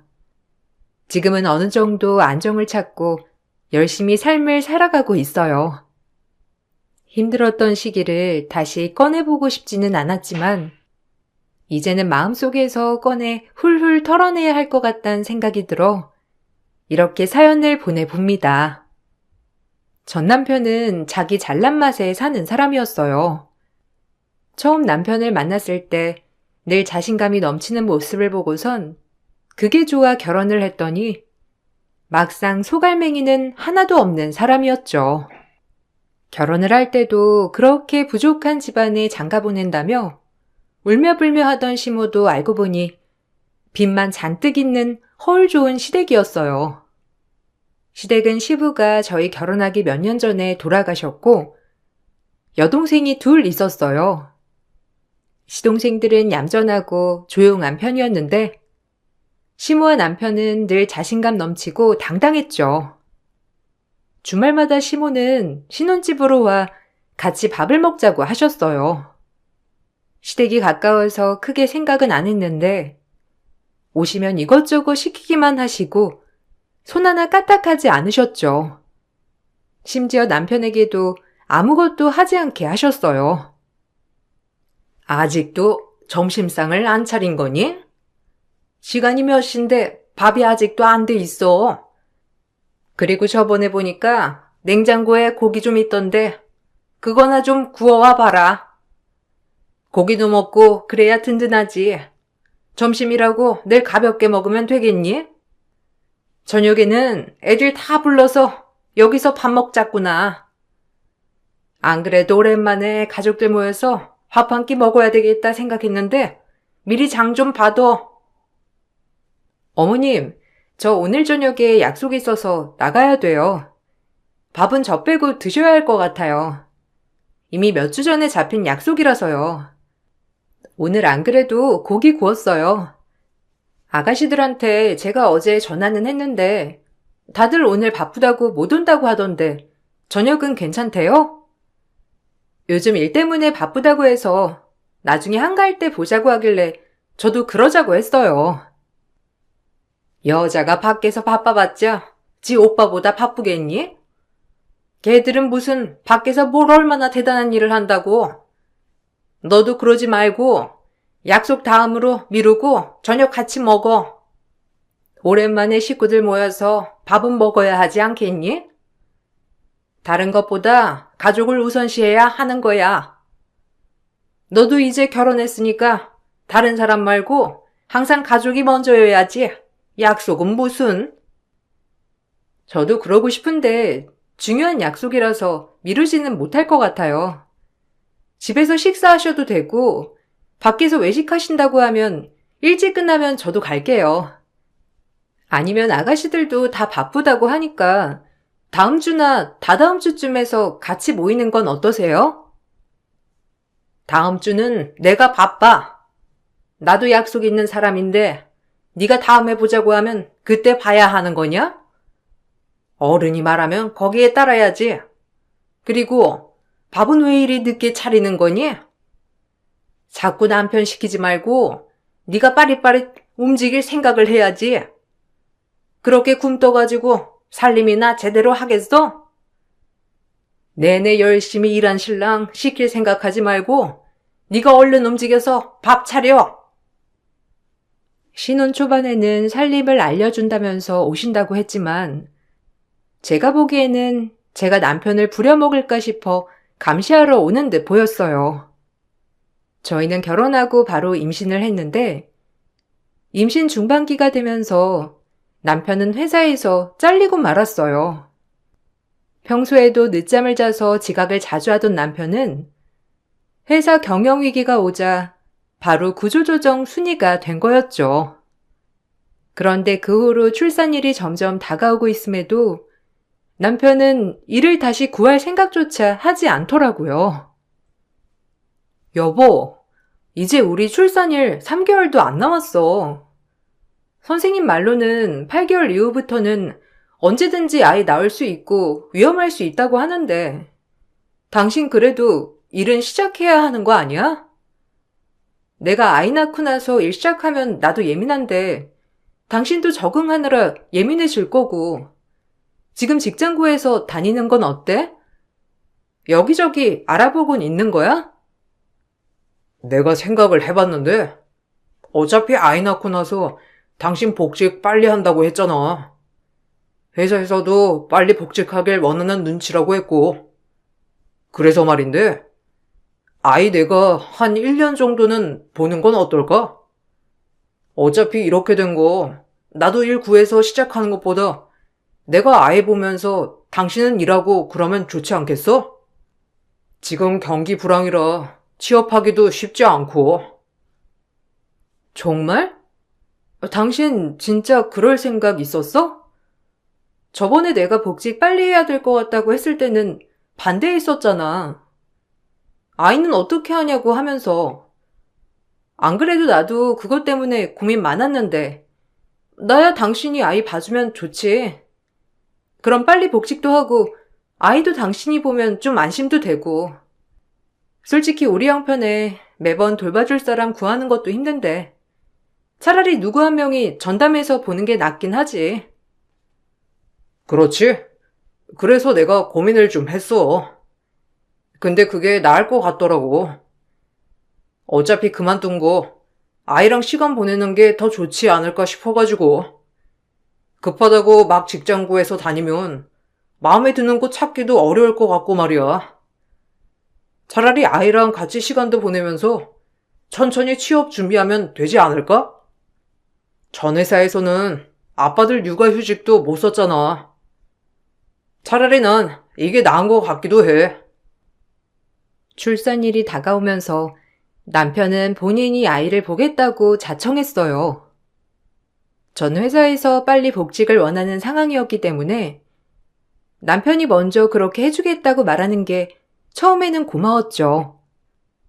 그렇게 전 출산을 했고 아이를 낳고선 3개월간은 친정 엄마가 오셔서 제 몸조리와 함께 아이도 봐주셨어요. 남편은 친정 엄마가 계시니 전적으로 아이를 본 건 아니었죠. 어차피 제가 복직을 하면 남편이 오로지 혼자서 봐야 하기 때문에 여유롭게 생각했어요. 그런데 복직을 할 때가 되니 뜬금없이 시모가 태클을 거시더라고요. 너 다음 달에 복직하니? 그럼 애는? 네 엄마가 와서 봐준다니? 아니 그 어린애를 엄마 품에서 떨어뜨려 놓고 이리 손에 잡히겠어? 아이고, 빚덩이 같은 애를 그런 식으로 내팽개치면 어쩌겠다는 거야? 기훈이한테 들어보니까 기훈이가 애 보기로 했다면서? 사실이니? 네, 남편이 직장 구하기 전까지는 아이 자기가 본다고 했어요. 저도 그게 나을 것 같고요. 어차피 나중에 직장 구하고 나면 아이랑 보내는 시간도 적어질 거고 지금 일 안 하는 시기에 같이 시간 많이 보내는 게 좋을 것 같아요. 직장은 천천히 구해도 상관없고요. 제가 오래 쉬면 복직이 힘들어지니까 이렇게 하는 게 나을 것 같아요, 어머님. 뭐? 그게 사실이라고? 너는 진짜 제정신이니? 어떻게 남자가 아이를 봐? 엄마가 아이를 봐야지. 너 지금 기훈이 일 안 한다고 하대하는 거야? 남자가 살림하면 자신감이 얼마나 떨어지는지 모르니? 기훈이가 너 생각해서 그런 거지. 너 배려해서 그런 거잖니? 아이고, 내가 오래 살다 보니까 별꼴을 다 본다 정말. 어머님, 요즘은 여자만 아이 보는 게 아니라 남자도 아이 많이 봐요. 육아휴직해서 아이 돌보는 아빠들도 많고요. 여자라고 해서 꼭 직장 그만두고 아이만 보는 게 아니고 남자라고 해서 애 안 돌보는 거 아니에요. 그리고 지금 당장 취업하기도 어려워서 그 시간에 아이 보는 거니까 너무 걱정하지 마세요. 남편 취업하면 그때부터 도우미 부르거나 할 거예요. 도우미는 무슨 도우미? 이런 건 네 친정엄마가 와서 다 해줘야 하는 거지. 친정엄마가 왜 있니? 네 엄마는 진짜 생각이 있는 거야, 없는 거야? 거기 가가지고는 도대체 뭘 했다는 거야? 애들이 갈피를 못 잡으면 가서 자기가 나서가지고 애 봐준다고를 해야지. 아유, 답답하기가 정말. 아무리 취업을 안 했다고 하지만 남자한테 그러는 거 시키는 거 아니다. 난 그 꼴 못 보니까 당장 네 엄마 불러. 시모의 말에 저는 너무 화가 났어요. 출산을 했다고 해서 축하한다는 소리 한번 못 듣고 오히려 애도 안 나오는데 병원에 갔다며 타박만 들었던 저는 더 화가 났죠. 남편에게는 아이를 볼 게 아니라면 당장 직장을 구하라고 했어요. 안 그래도 산후조리를 하는 와중에도 남편은 친정엄마가 있으니 집안일도 하나도 안 하고 애도 안 봤었는데 시모까지 저렇게 말을 하니까 폭발하고 말았죠. 남편은 저에게 자신이 꼭 아이를 볼 거라며 시모 말은 신경 쓰지 말라고 했어요. 그런데 복직을 하는 날 출근하던 와중에 친정엄마가 집으로 향하는 걸 보게 되었죠. 아직 출근 안 했어? 나는 너 출근한 줄 알고. 아이고, 천서방 너무 혼내지 말어. 아이 본 적도 없는데 갑자기 떡하니 보라고 하면 볼 수 있겠니? 내가 며칠 도와주려고 오는 거니까 너는 신경 쓰지 말고 얼른 출근해. 밥은 먹었어? 아침 든든하게 먹고 가야지. 늦은 건 아니지? 엄마가 금방 뭐라도 챙겨줄 테니까 시간 좀 있으면 잠깐 기다려. 엄마, 천서방이 오라고 했어? 아니, 내가 아무리 오라고 해도 오지 말라고 했잖아. 엄마 나 산후조리 하면서 제대로 쉬지도 못하고 나 대신 아이 보느라고 잠도 제대로 못 잤잖아. 엄마 그냥 집에 가. 어떻게 되든 아이 남편이 보라고 해야지 뭐 어쩌겠어. 이미 남편이랑 얘기도 다 끝냈고 앞으로는 남편이 아이 봐야 돼. 아유, 괜찮아. 적응할 때까지만 도와주는 거야. 나중에 천서방이 아이 잘 볼 텐데 뭐. 지금은 아이도 너무 어리고 혼자 보기는 좀 버겁지. 신경 쓰지 말고 얼른 출근해. 엄마가 아침에 주스 갈아서 왔거든. 이거 먹고 갈래? 오늘 저녁은 너 좋아하는 전골에서 먹자.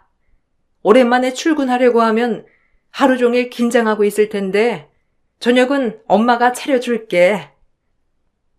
저에게 말도 없이 친정엄마를 불렀던 남편은 처음에는 며칠 도움만 받으려고 했다며 해명했지만 결국엔 엄마랑 남편이 같이 보게 되었어요.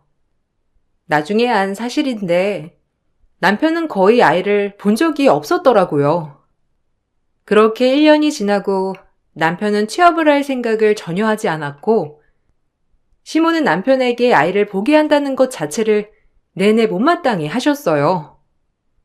몸을 갈아가면서 아이를 돌보고 있는 건 친정 엄마였음에도 불구하고 시모는 자기 아들만 고생한다고 생각을 하셨죠. 결국 1년이 지나자 엄마 몸이 탈이 나셨어요. 하루는 열이 너무 나서 아이를 못 보시겠다며 연락이 왔고 전 남편에게 아이를 혼자서 봐야 할 것 같다며 말을 했죠. 그런데 출근 후 오후가 되자 전화가 빗발치듯 오기 시작했어요. 번호를 확인해 보니 앞집, 아랫집, 관리사무소 할 것 없이 계속 전화가 왔죠. 받아보니까 애가 멈출 생각 없이 거의 1시간 내내 울고 있다는 거였어요. 갑자기 울음이 멈춰서 다들 걱정돼 신고를 하기 전에 저에게 전화를 먼저 해왔던 거였어요. 급하게 반차를 내고 집에 가보니 애는 울다 지쳐서 잠들어 있었고 남편은 방에서 자고 있었죠. 지금 뭐 하자는 거야? 애가 1시간을 내내 울었다는데 당신 지금 방에서 잠을 자고 있어? 당신 밖에서 애 우는 소리 하나도 못 들었어? 오죽하면 동네방네 다 관리사무소에 전화해서 찾아왔다고 하잖아. 밖에서 벨 누르고 문 두드리고 해도 당신 나가보지도 않았다며. 신고하려고 하다가 나한테 전화를 한 거래. 당신이 전화도 안 받고 문도 안 열어줘서. 아, 그렇다고 자는 사람을 이렇게 깨우냐? 나 이제야 잠들었어. 아, 애가 너무 유난스럽게 울길래 그냥 눕혀뒀더니 계속 울잖아. 내가 그냥 울게 내버려 둔 거야. 아니, 애가 좀 울 수도 있는 거지. 여기 동네 사람들은 애도 안 키워봤대? 애가 울면 우는구나 생각하고 넘어가야지. 신고는 무슨? 집에 하도 벨르러 대가지고 짜증나서 그냥 안 열어줬어. 해명하기도 귀찮고. 제정신이야? 애가 그렇게 울면 안아서 달래던가 어디 아픈 데 있는지 확인을 하던가 정 안 되면 나한테 전화라도 했어야지. 그냥 내버려 두는 게 지금 말이 되는 소리야? 아무리 애라도 1시간 내내 우는 건 뭔가 이상이 있다는 거잖아. 애 밥은 먹였어? 기저귀도 안 갈아주고 저렇게 눕혀둔 거잖아. 저렇게 눕히면 엉덩이에 발진 생긴다고 내가 누누이 말했는데. 아, 그럼 어쩌라고. 하도 애가 안 자고 칭얼거리는데 나도 사람이야. 그냥 내버려 두면 자겠지 하고 게임 좀 하다 보니까 시간 지나 있었고 나중에 알고선 바로 우유도 먹이고 했어. 그러니까 잠든 거고 헤드셋 끼고 있어서 애가 그렇게까지 우는 거 몰랐던 거는 미안한데 집에서 애 보는 사람한테 이렇다 저렇다 잔소리할 건 아니지 않아? 집에 가보니 애는 울다 제쳐 거실 땅바닥에 그대로 잠들어 있었어요. 기저귀는 언제부터 갈지 않은 건지 빵빵 터질 지경이었죠. 그 와중에 남편은 게임을 하면서 컵라면이고 과자고 잔뜩 먹어 쓰레기만 쌓여있는 꼴을 보니 이건 아니다 싶더라고요. 남편을 그 자리에서 쫓겨냈어요. 남편은 그제야 미안하다면서 문 앞에서 빌었지만 전 더 이상 참지 못하겠다며 이혼을 선언했죠. 남편은 바로 시댁으로 향했고 시모가 연락이 바로 왔어요. 어디 감히 남편을 밖으로 쫓겨내? 어디서 배운 버르장머리야? 네가 남편한테 애 봐달라고 했으면 죽이 되든 밥이 되든 알아서 하게 내버려 둬야지. 와서 잔소리하는 게 어디 있니? 얼른 와서 사과하고 네 남편 데리고 가. 애가 오죽하면 여기까지 와서 울며 불며 너한테 전화 좀 해달라고 하겠니? 뭐 얼마나 잘못했다고 이러는 거야? 어머님이 뭘 모르셔서 그러는 건데 애가 1시간을 울어서 아랫집에서 너무 걱정돼서 올라와 봤대요. 그런데 게임하느라고 밖에서 애가 우는지도 모르고 사람들이 오는지도 모르고 게임만 하고 있었다더라고요. 이게 말이 돼요, 어머님? 제가 그랬으면요? 제가 남편이 한 것처럼 그랬으면 어머님 저한테 이렇게 말씀하셨겠어요? 남자가 그럴 수도 있는 거지. 너는 엄마가 된 게 애는 내팽개치고 지 잘 나가겠다고 밖에서 일하고 있잖니? 너는 네 남편한테 뭐라고 할 게 안 돼. 애 귀한 줄은 모르고 밖에서 자기 잘 나가려고 일하는 건 괜찮은 거니? 모성애도 없고 남편이 집에서 가만히 애 봐주면 고맙고 감사하다고 생각하지는 못할 망정 지금 누구한테 화를 내는 거야? 그래요? 어머님 그럼 저 일 그만둘게요. 안 그래도 남편한테 애 맡기는 거 불안해서 회사에도 말해 놓았거든요. 그냥 휴직하려고 했는데 어머님 하시는 말 들어보니까 제가 모성애를 좀 키워야 되겠네요. 저 일 그만두고 애 볼게요. 대신 어머님한테 드리는 용돈 지금부터 못 드리겠네요. 남편한테 일하게 해서 받던지 알아서 하세요. 아니 그게 아니라 내가 일을 그만두라고 했니? 그냥 너무 그렇게 잔소리하지 말라는 거지. 일단은 얘가 좀 예민해서 그랬던 것 같은데 내가 들어보니까 너도 예민하고 서로 예민해지니까 그런 것 같구나. 잘 달래가지고 집으로 보낼 테니 부부끼리 서로 얘기 나누고 풀렴. 그렇게 떵떵거리면서 화를 내던 시모는 용돈을 끊겠다는 소리가 나오자 바로 조용해지더라고요. 남편은 시모에게 크게 혼이 났다면서 집으로 왔고 자신의 잘못에 대해서 반성한다며 말을 했어요.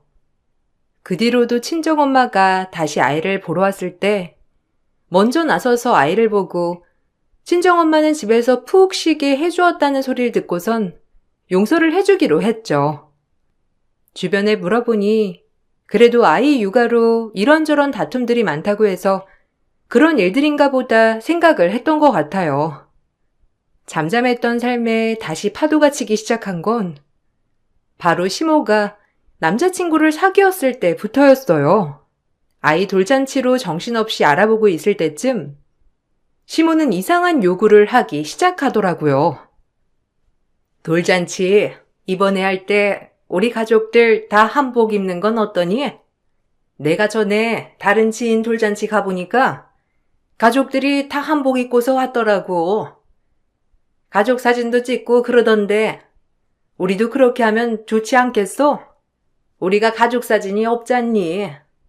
안 그래도 한 번은 찍어야 되겠다 생각했었는데 돌잔치가 딱인 것 같아. 어떻게 생각하니?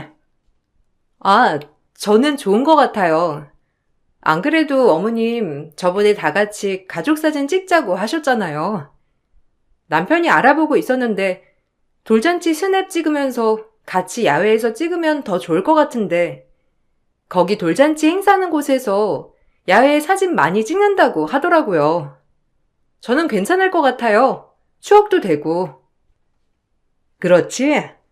그럼 나랑 애인이랑 같이 한복 알아봐야 하니까 니들 한복 알아보러 갈 때 같이 가자. 동생들은 나중에 시간 될 때 가서 맞추라고 하고 이번에는 나랑 그 사람만 가서 맞춰보면 될 것 같아. 우리가 따로 가족 사진 찍으려고 하면 다 시간 맞춰야 하고 힘들잖아. 차라리 다 같이 모일 때 찍는 게 낫겠어. 네? 남자친구분이요? 어머님, 설마 남자친구분이랑 다 같이 가족 사진을 찍으시겠다는 말이세요? 아, 근데 어머님, 그거는 좀 저희 쪽 가족들도 오시고 사실 어머님 남자친구분은 저도 잘 모르는 분이시잖아요. 아직 인사도 한 번 안 해봤고 그냥 저희 가족끼리만 찍는 건 어떻게 생각하세요? 아, 우리 한 번도 인사는 안 했었구나. 그러면 그때 인사하면 되지 뭐. 한복 보러 갈 때 인사하면 되겠네. 이제 곧 가족 될 거니까 너도 얼른 적응해야지. 겸사겸사 그 자리에서 다들 인사하면 되니까 너무 신경 쓰지 마. 우리도 항원 결혼이잖니. 그렇게 크게 막 시작할 생각은 없어. 남편에게 눈치를 주니 남편은 뭐가 잘못인지도 모르는 듯 했어요. 말이 통하지 않겠구나 싶어 전 이 사실을 다른 시애가 가족들한테 흘렸죠. 그랬더니 다들 시모를 뜯어말리고 난리가 났더라고요. 결국 시모의 남자친구는 돌잔치에 오지 않으셨죠. 그런데 그때부터인가 시모가 오기가 생겼는지 무슨 자리만 생겼다고 하면 남자친구를 데리고 오셨어요. 시모 생신날에는 시댁 식구들이 모여서 밥을 먹기로 했었는데 아무도 참석을 하지 않고 저희만 갔더라고요. 어머님, 아가씨들은 아직 도착을 안 했네요? 아까 전화해보니까 전화도 안 받던데 어머님 통화하셨죠? 남편이 어제도 전화를 했는데 안 받는다고 하더라고요. 혹시 무슨 일 있어요? 여기 예약하기 힘든 곳이라고 저번에 아가씨들이 꼭 가고 싶다고 해서 어머님 생신날 오면 딱 좋을 것 같아서 예약했거든요. 아이, 걔네는 오늘 안 와. 뭐에 그렇게 단단히 삐졌는지 오늘 안 온다고 하더라고. 에휴, 속좁기가 아주 지 아빠 쏙 닮아가지고. 아니, 이 사람이 농담 좀 한 거 가지고 내내 삐지고 있어. 거기다가 이번에 자기들 독립한다고 나 몰래 짐 빼고 나간 거 있지? 내가 괘씸해가지고 연락도 안 하고 있어. 우리 장남은 이렇게 시원시원하게 받아들이는데 걔들은 무슨 생각이 조선시대야 아주 그냥. 네? 무슨 일 있었어요? 아니, 아가씨들 어머님 연애하는 거에 대해서 반대하진 않았잖아요. 근데 왜 갑자기. 그래도 가족끼리 오랜만에 모이는 건데 제가 한번 전화라도 다시 해볼게요. 밥이라도 한 끼 먹어야죠. 안 그래도 아가씨들이랑 통화도 제대로 못했었는데. 됐어. 내버려둬. 걔들은 지 아빠 닮아가지고 속이 좁아서 안 돼. 여기 그렇게 오자고 하더니만 거 봐라. 엄마 남자친구한테 삐져가지고서는 그렇게 오고 싶다던 것도 못 오고 다 지들 복 지들이 찬 거지 뭐. 하여튼 여기서 우리끼리 맛있게 먹고 오늘은 즐기자. 이 사람이 오늘 계산한다고 했으니까 니들도 오늘 맛있게 먹고. 뜬금없이 생일 자리에도 나오지 않는 시동생들이 너무 걱정되었는데 나중에 전화해서 물어보니까 기가 막힌 일들이 있었더라고요. 허구한 날 집에 시모는 남자친구를 데리고 와서는 같이 방에서 자고 보관하고 있던 시부 옷까지 꺼내서 입는 꼴이 너무 불편해서 말을 한번 꺼낸 적 있다고 했어요. 그런데 시모가 죽은 시부는 잊으라며 이제 아빠는 새로운 남자친구라고 했다는 거였어요.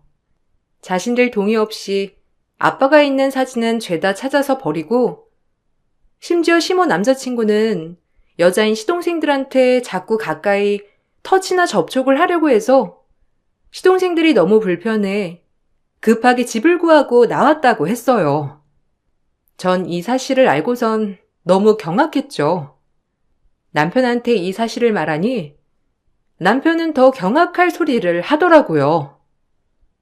아, 당신이나 동생들이나 뭔 생각을 하면서 사는 거야?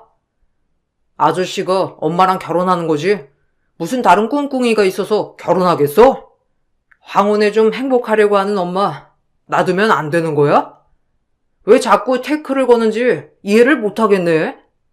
당신이랑 동생들이 내 쓰레기가 있어서 이상한 생각하는 거야. 뭔 이상한 생각을 하고 사는 거야, 정말? 당신이야 남자라고 쳐. 그런데 시동생들은 다 여자잖아. 그러면 더 조심해야 하는 거 아니야? 당신 동생들한테 못 들었어? 자꾸 샤워하는데 문 열려고 하고 방에 벌컥 들어와서 침대에 눕고 뒤에서 갑자기 앉고 그러는 게 진짜 괜찮은 거라고 생각해? 당신이야말로 제정신이야? 여동생들은 전혀 걱정도 안 되는 거야? 어머님이 저러시면 당신이라도 나서가지고 뭐라고 해야지. 엄마한테 내가 무슨 말을 해? 지금 엄마 행복하잖아. 그리고 엄마 남자친구 사귀면서 당신한테도 뭐라고 안 하고. 당신 지금 자꾸만 이상한 생각에 빠져서 그러는 건데 최근 들어서 엄마가 당신한테 뭐라고 한 적이 있어? 없잖아. 다 그게 아저씨 덕분이라니까. 당신 그럼 더 잘 되게 밀어줘야지. 왜 자꾸 태클을 걸고 있어? 남편 말대로 시모는 남자친구를 사귀고 나서 저희에게 간섭하는 게 아예 사라졌어요. 그런데 문제가 된 건 시모가 남자친구에게 너무 푹 빠져서 집안 재산을 그냥 막 쏟아붓고 있다는 거였어요. 어느 날 시동생이 갑자기 저에게 전화가 와서 빨리 엄마 좀 말려주라며 울며불며 연락이 온 적이 있었어요. 어머님, 혹시 무슨 일 있으세요? 작은 아가씨가 어머님한테 전화 좀 해보라고 해가지고요. 어머님 어디 가셨어요? 밖이 좀 시끄러운 것 같은데 가까운 데 계시면 저 잠깐 오늘 나와 있어가지고 제가 그쪽으로 갈게요. 여기? 여기 나 차 사려고 왔어. 이번에 괜찮은 차 나왔다고 해가지고 계약하려고. 아유, 내가 미쳤지. 내가 직접 관리하면 될걸. 내 돈을 다 우리 딸한테 맡겨놓으니까 쓸 수가 없잖니. 안 그래도 차 사려고 돈 필요하니 그 돈 보내달라고 하니까 걔가 미쳤다고 못 보내준다고 하잖아. 나한테 전화할 게 아니라 네 막내 신우한테 전화해가지고 얼른 돈 좀 보내라고 해봐. 차요? 갑자기 무슨... 어머님, 운전하는 거 무섭다고 지금 있는 차도 잘 안 쓰시잖아요. 그런데 갑자기 무슨 차를 계약하신다고... 지금 차는 어떻게 하시려고요? 일단은 급하게 계약하지 마시고 남편한테 가보라고 할게요. 저도 오늘 일찍 집에 가려고 했어서 일단 저랑 만나서 얘기해요. 아니야. 네 시아버지가 꼭 사고 싶다는 차가 있어가지고 내가 사주려고. 이번에 네 시아버지 생신이잖니. 생일 선물로 사주려고 왔어. 근데 이 딸내미가 도와주질 않네. 이번 기회에 점수 좀 따라고 보내라고 하니까. 혹시 돈 좀 모아둔 거 있니? 나중에 내가 딸한테 받아서 줄 테니까 네가 돈 좀 넣어줘. 수천만 원이나 하는 차를 덜컥 사겠다는 시모의 말을 듣고선 정말 이건 아니란 생각이 들었어요. 시동생들은 시모의 이런 행동에 질려 이미 연을 끊겠다 나선 상황이었고, 시모는 자기가 맡긴 돈을 달라며 아우성이었죠. 결국 시모는 자신이 가진 모든 걸 남자친구에게 쏟아 부으시더라고요. 전 너무나 걱정스러웠지만 남편은 어차피 결혼하실 거 상관없다 생각을 했어요. 그쯤 친정에도 큰일이 생겼는데 바로 엄마가 암에 걸리신 거였죠. 전 너무나 침통하고 비통했어요. 친정집도 엄마의 암으로 분위기가 암울했습니다. 그 와중에도 시모는 새 시아버지랑 친해져야 한다면서 주말마다 꼬박꼬박 불러냈어요. 어느 날은 여름 휴가를 같이 가자면서 말을 하셨죠. 어머님, 저희 엄마 아프신 거 아시죠? 병원에서도 그리 길지 않다고 하셔서 이번 여름 휴가는 엄마랑 같이 시간을 보내야 할 것 같아요. 휴가는 남편이랑 같이 다녀오시고 저는 친정에 갔다 올게요. 그런 게 어디 있니? 이번 휴가는 다 같이 돈독해지자고 가는 건데 너도 가야지. 어차피 너 친정에 가봤자 그 아픈 몸으로 네 엄마가 어디 나갈 수 있는 것도 아니고 집구석에만 있을 텐데 너도 좀 바깥 공기도 마시고 그래야지. 내내 아픈 사람 옆에만 있으면 그 기운도 가지고 가는 거야. 너 안 가면 애는 어떻게 하라고? 저희 엄마 언제 돌아가실지 몰라요. 시한부 선고도 받으셨는데 제가 웃으면서 휴가 즐길 수 있는 상황은 아니죠.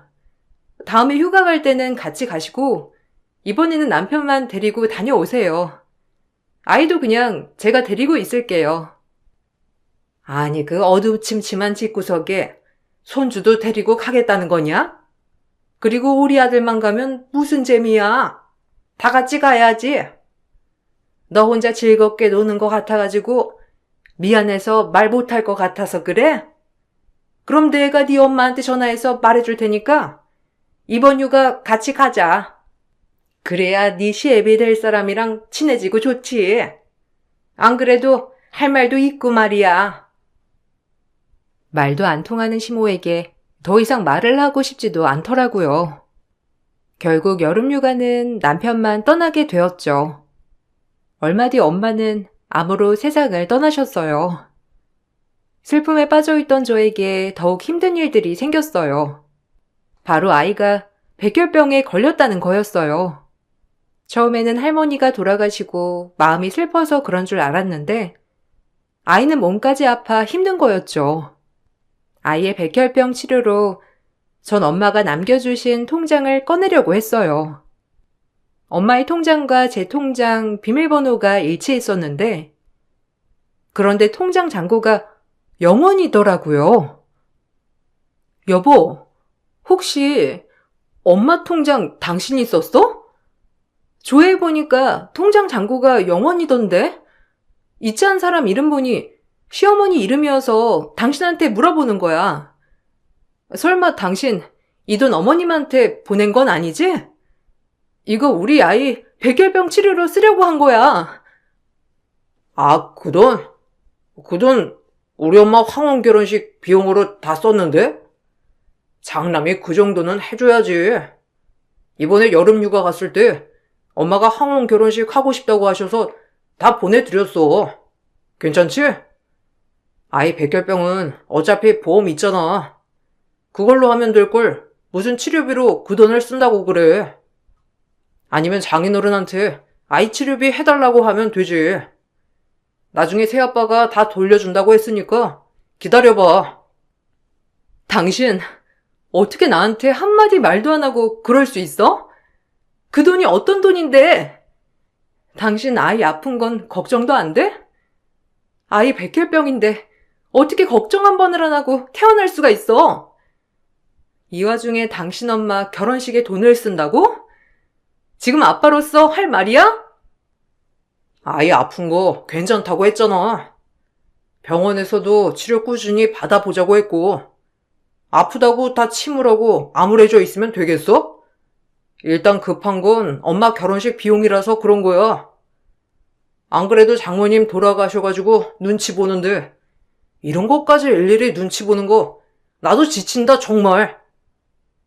전 남편의 말에 그동안 참았던 분노가 폭발했죠. 친정에서 해주는 건 당연하게 생각하고 시모에게 못해줘 안달인 남편을 다시 돌려보내기로 결심했어요. 전 바로 아빠에게 전화를 했어요. 여보세요? 아빠? 천서방, 퇴사시켜. 나 도저히 안 되겠어.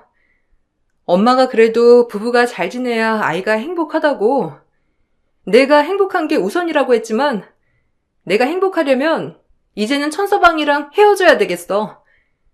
아빠가 반대해도 나 결심했으니까 그렇게 알아. 이제는 천서방 나랑 남이야. 아빠가 그때 말했지? 그거 그냥 진행해. 나 이제 상관 안 할게. 정말 결심한 거냐? 안 그래도 너한테 다시 생각해보라고 하려고 했는데 네가 그렇게 굳게 결심한 거면 아빠도 진행하마. 그런데 이제 진행하면 물을 수 없다는 거 알지? 다시 되돌릴 수 없는 거니까 행여나 갈팡질팡 하는 거면 아빠도 그냥 이거 묻어버리고 지나갈 거야. 아니야, 아빠. 이제는 끝장을 내야 할 차례인 것 같아. 계속 봐주니까 우리가 그냥 넘어가는 줄 아는 것 같아. 이젠 안 되겠어. 착한 시동생들 불쌍해서 한 번, 엄마 보고서 한 번, 우리 아이 보고서 한 번 이렇게 참으니까 밑도 끝도 없네. 이제 제대로 끝내자, 아빠. 사실 남편은 아무리 취업을 하려고 해도 취업이 제대로 안 되는 상황이었고 결국 친정아빠 회사에 직원으로 들어간 상황이었어요. 아빠는 사위 체면을 생각해 처음부터 관리직에 넣어주셨는데 남편은 정신 못 차리고 아빠 회사에서 몰래 횡령을 하고 있었죠. 아빠는 그 사실을 알고서는 저에게 먼저 얘기를 해주셨는데 사위를 생각해 이걸 그냥 덮으려고 하셨던 것 같았어요. 그렇지만 제가 이혼을 결심하게 되자 아빠는 바로 남편을 횡령으로 고소를 했죠. 거기다가 엄마의 통장을 사용했다는 것에 대해서도 횡령죄로 고발했고 남편은 처벌을 받게 되었어요. 전 남편에게 이혼을 청구했습니다. 남편은 횡령으로 퇴직금 한 푼도 받지 못한 채 퇴사를 하게 되었고 저에게도 위자료를 지급하게 되었어요. 7년의 결혼 생활로 재산 분할을 했지만 저에게 위자료를 지급하고 횡령으로 벌금과 민사로 배상까지 하다 보니 남편에게 남는 돈은 한 푼도 없었죠. 문제는 거기서 끝나지 않았어요. 부자인 줄 알았던 시모 남자친구는 알고 봤더니 땡전 한 푼 없었던 제비였고